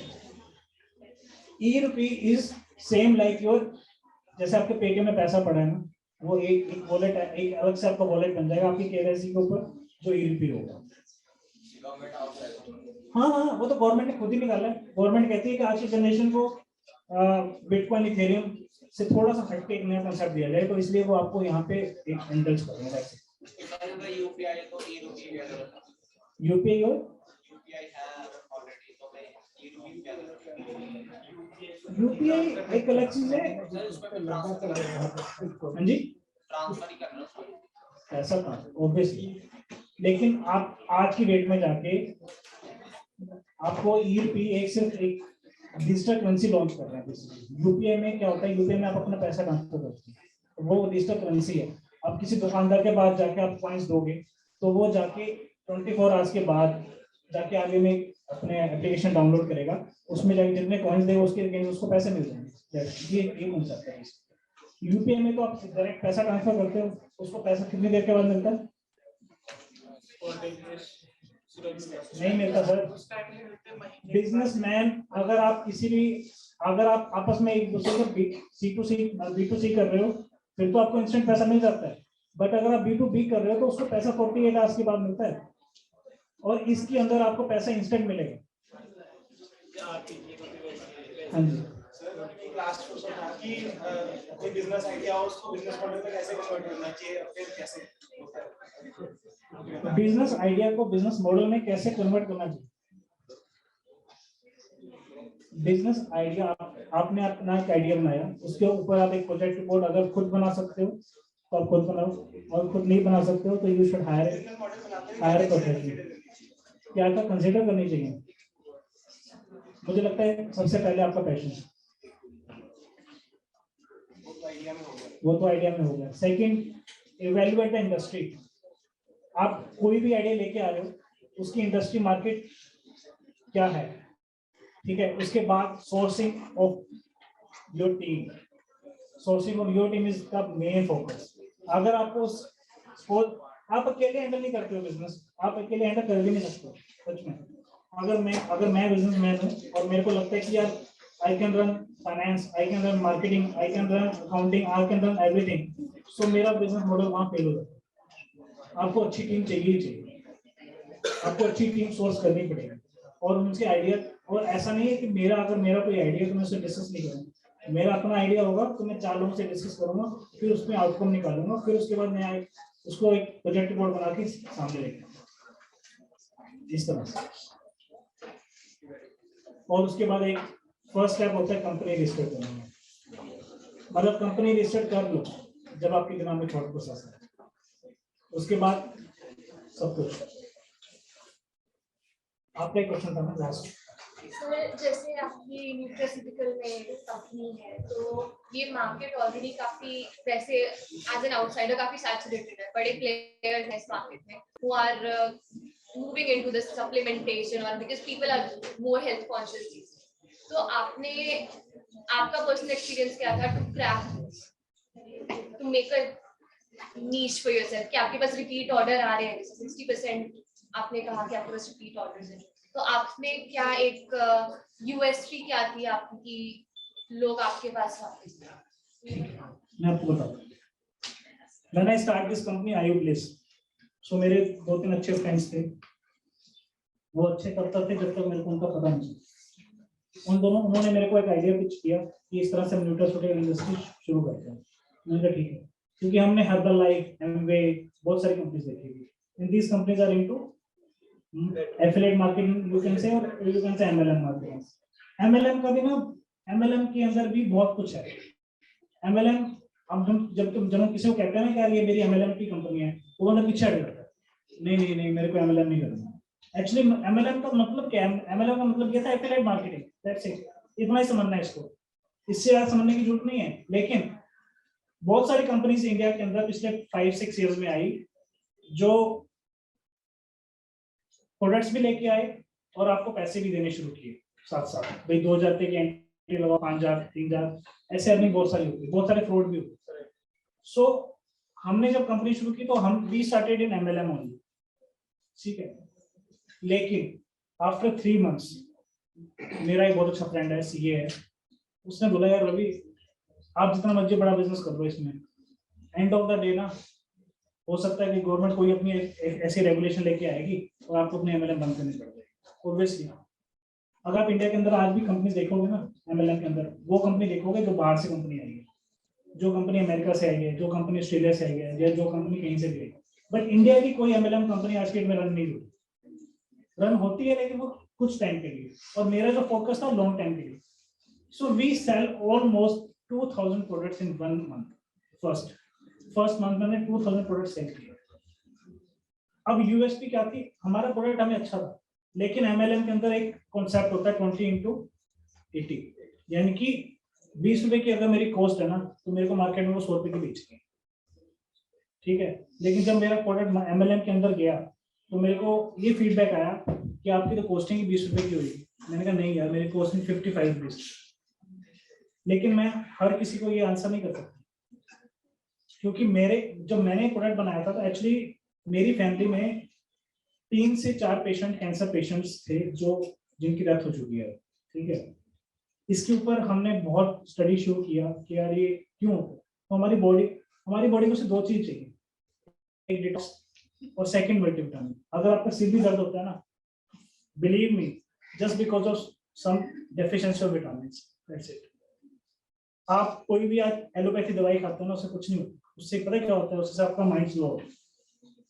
आपका सिर दर्द हो रहा है, ब्रेन ने मैसेज दिया है ना, और आपने एलोपैथी मेडिसिन खाई, ब्रेन स्लो हो गया। आपका सिर दर्द नहीं ठीक होगा, आपका ब्रेन स्लो होगा। एक्चुअली में न्यूट्रास्यूटिकल क्या करती है या आयुर्वेदिक क्या करती है, वो आपका उसका इलाज करती है, डेफिशिएंसी और विटामिन को पूरा करती है। आप आज की डेट में मेरा जो प्रोडक्ट है वो अमेजोन पे लिस्टेड है। अमेजोन के ऊपर आप आयु ब्लिस इकोनट लिखोगे तो you will see the product, आयु ब्लिस डिटॉक्स लिखोगे तो you will see the product. और आज की डेट में मेरे पास ये सेल सिर्फ हुई मार्केटिंग। ये जब शुरू हुआ था ना, तो शुरू मेरी एमएलएम में हुई थी जब 2000 प्रोडक्ट सेल हो गई थी। जब मैंने स्विच किया एमएलएम से ट्रेडिशनल के अंदर, तो ऑब्वियसली जिन लोगों ने वो खाया होगा प्रोडक्ट, जिनको अच्छा रिजल्ट मिला होगा, है ना, तो उन्होंने मेरे को दोबारा से रिपीट ऑर्डर किया। उस टाइम तक मैं एमएलएम बंद कर चुका। तो दिस इज द एक्चुअली मैं आपको मार्केट में पहले प्रोडक्ट फ्लोट करना है। वो फ्लोट कैसे करना है, सिर्फ उसके ऊपर साइंस है। फिर मेरी एक बहुत अच्छी एक मार्केटिंग कंपनी है गुड़गांव की, उनके साथ मेरा टाई अप हुआ। उन्होंने मेरा पूरा उसकी ब्रांड एंडोर्समेंट की, है ना। लास्ट ईयर इसी कंपनी के इसी सिर्फ just because of this company I selected as a award. मतलब मेरी कंपनी जो नॉमिनेट हुई थी सिर्फ इस कंपनी के बेसिस पे। और ऑलमोस्ट मेरे वहां पे रिव्यूज देखे मैंने, बहुत बहुत लोगों को फायदा। और ये आपकी हर डेफिशिएंसीज को पूरा करती है, हर डेफिशिएंसीज को। गाइस प्लीज आप एक बार देखना जरूर उसके जो रिव्यूज है, रिव्यूज भी पढ़ना। रिव्यूज ऑर्गेनिक है, ऐसा नहीं है। आज की डेट बहुत सारी इंडस्ट्रीज हैं जो फेक भी होते हैं, बट उस पर हम नहीं काम करते। प्रोडक्शन आपकी? प्रोडक्शन मेरी खुद की है सर, और प्रोडक्शन का जो प्लांट है वो मैंने जयपुर में लगाया हुआ, ठीक है। और अभी सिर्फ 2 ही प्रोडक्ट है। अगर मेरे को इसी इंडस्ट्री में आना हो ना, तो मेरे को 10 प्रोडक्ट में और भी लेके आ सकता हूँ, 20 प्रोडक्ट और भी लेके आ सकता हूँ, बट मेरे को भीड़ में नहीं चलना। मेरे को ऐसा लगता है कि आप जब मैं खुद ही कह रहा हूँ कि हर प्रॉब्लम का इलाज क्या है, एक प्रोडक्ट, तो मेरे को 10 प्रोडक्ट क्यों लेके आने। आज हम कहते हैं, आज हर्बल लाइफ है, जितनी बहुत बड़ी कंपनीज हैं, वो लिवर की अलग से मेडिसिन देती है, फेफड़ों की अलग से मेडिसिन देती है, सिर दर्द अलग मेडिसिन देती है, सप्लीमेंट्स अलग हैं, प्रोटीन्स अलग हैं, है ना। तो मैं तो कह रहा हूँ नहीं, आपको तो सिर्फ एक कैप्सूल खाना है और एक डिटॉक्स करना है। डिटॉक्स किस लिए करना है कि आप जो पूरे दिन में जो चक्कर करते हो वो अगले दिन आप डिटॉक्स कर लो, उसके बाद खाना शुरू करो। सो एक ही प्रोडक्ट वो सारे काम करता है जो 10 प्रोडक्ट है।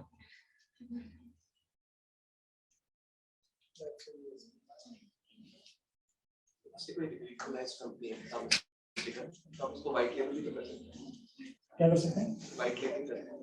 व्हाइट लेबल किसको?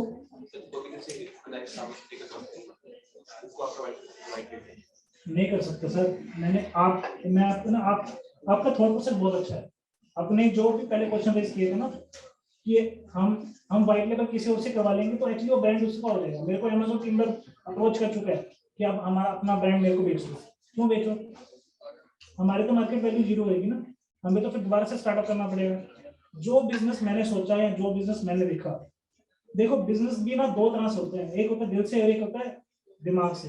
जो दिमाग से खेलते हैं ना, वो सिर्फ पैसों में खेलते हैं, वो कुछ भी बेचेंगे, कुछ भी बेचेंगे, वो 10 रुपए की चीज 100 रुपए की बेचेंगे। आज भी मेरी कॉस्टिंग 52 रुपीज है और 100 अगर मैं 100 का बेचता हूँ तो 52 रुपीज मेरी उसकी बनाने की कॉस्ट है। एंड ऑफ द डे मेरे को सिर्फ 7 to 8 रुपीज जो घर पे आते हैं पर बॉक्स वो आता है, बाकी सब मेरा उसमें है। क्योंकि मेरे को ये लगता है कि 150 करोड़ जनता है हिंदुस्तान की, अगर 150 करोड़ वो खाने शुरू हो जाएंगे ना जिस दिन, तो मेरे को तो 1 रुपया ही बचेगा तो भी बहुत बड़ा पैसा। क्योंकि नंबर ऑफ पीपल्स, आप इंडस्ट्री देखोगे, देखो आपकी क्वेश्चन का आंसर है सर। आपने बोला ना कि वैल्यूएट कैसे करोगे। आप कोई भी जब आइडिया लॉन्च करते हो, आप आइडिया में सबसे पहले देखोगे इंडस्ट्री कितनी बड़ी है। जैसे ma'am is doing marketing company, बहुत बड़ी इंडस्ट्री है, हर बंदे को मार्केटिंग चाहिए। कल को आप बिजनेस करोगे तो आप इस मैडम पास जाओगे कि मेरे को मार्केटिंग करनी है, कैसे करोगे? हर कोई मार्केटिंग नहीं कर पाता। मेरे को ऑलमोस्ट मैंने 3 से 4 लाख रुपए स्पेंड किया था और 3 से 4 लाख रुपए में 1 रुपए का काम नहीं हुआ।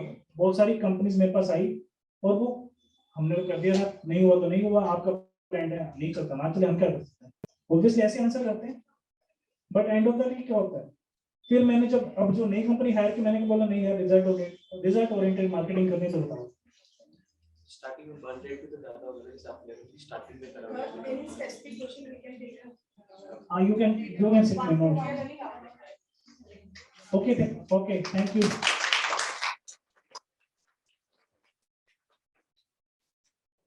Thank you so much, sir. I now invite Dr. Ajay Sharma to please come forward and propose a vote of thanks.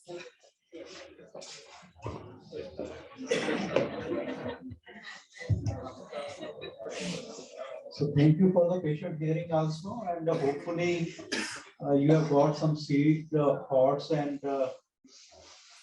when time will come, you will certainly look into whether it's beneficial or not. बाकी कई बार ना लड़की कह रही income tax क्यों, वो क्यों, बेटा आप अभी इतना बड़े नहीं हुए कि आपको समझ आए क्यों, है ना। कुछ देर बाद जब आप फील्ड में जाएंगे तब पता लगता है कि जो प्रोफेशनल बैठ के आपको चीट कर रहे होते हैं ना, आपको समझ में नहीं आता क्योंकि आपको बेसिक अंडरस्टैंडिंग नहीं होती। Certain things you realize only when you reach certain level. अभी बहुत इजी है कमेंट करना, ये अच्छा नहीं है, वो अच्छा नहीं है, but the systems which are built upon over a period of time that has number of thinking going on here and there. और naturally आज तो समय ही ऐसा है जिसको मर्जी क्रिटिसाइज कर लो, जिस बात को मर्जी कर लो। प्रेज करने में तो बड़ा मुश्किल होती है, क्रिटिसाइज करना बड़ा इजी होता है। But believe me, अभी आपने बहुत कुछ सीखना है।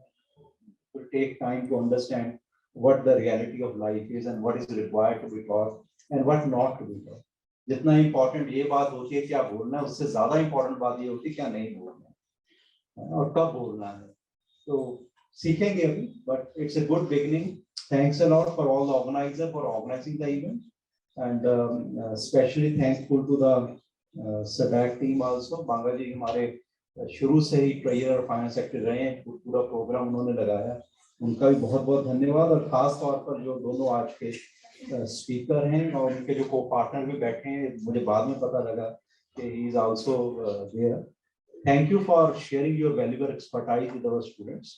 होपफुली जिस ऑब्जेक्टिव के साथ हम बैठे हैं बहुत जल्दी वो अचीव होगा। और आज आप सबको नेशनल यूथ डे की बहुत बहुत मुबारक।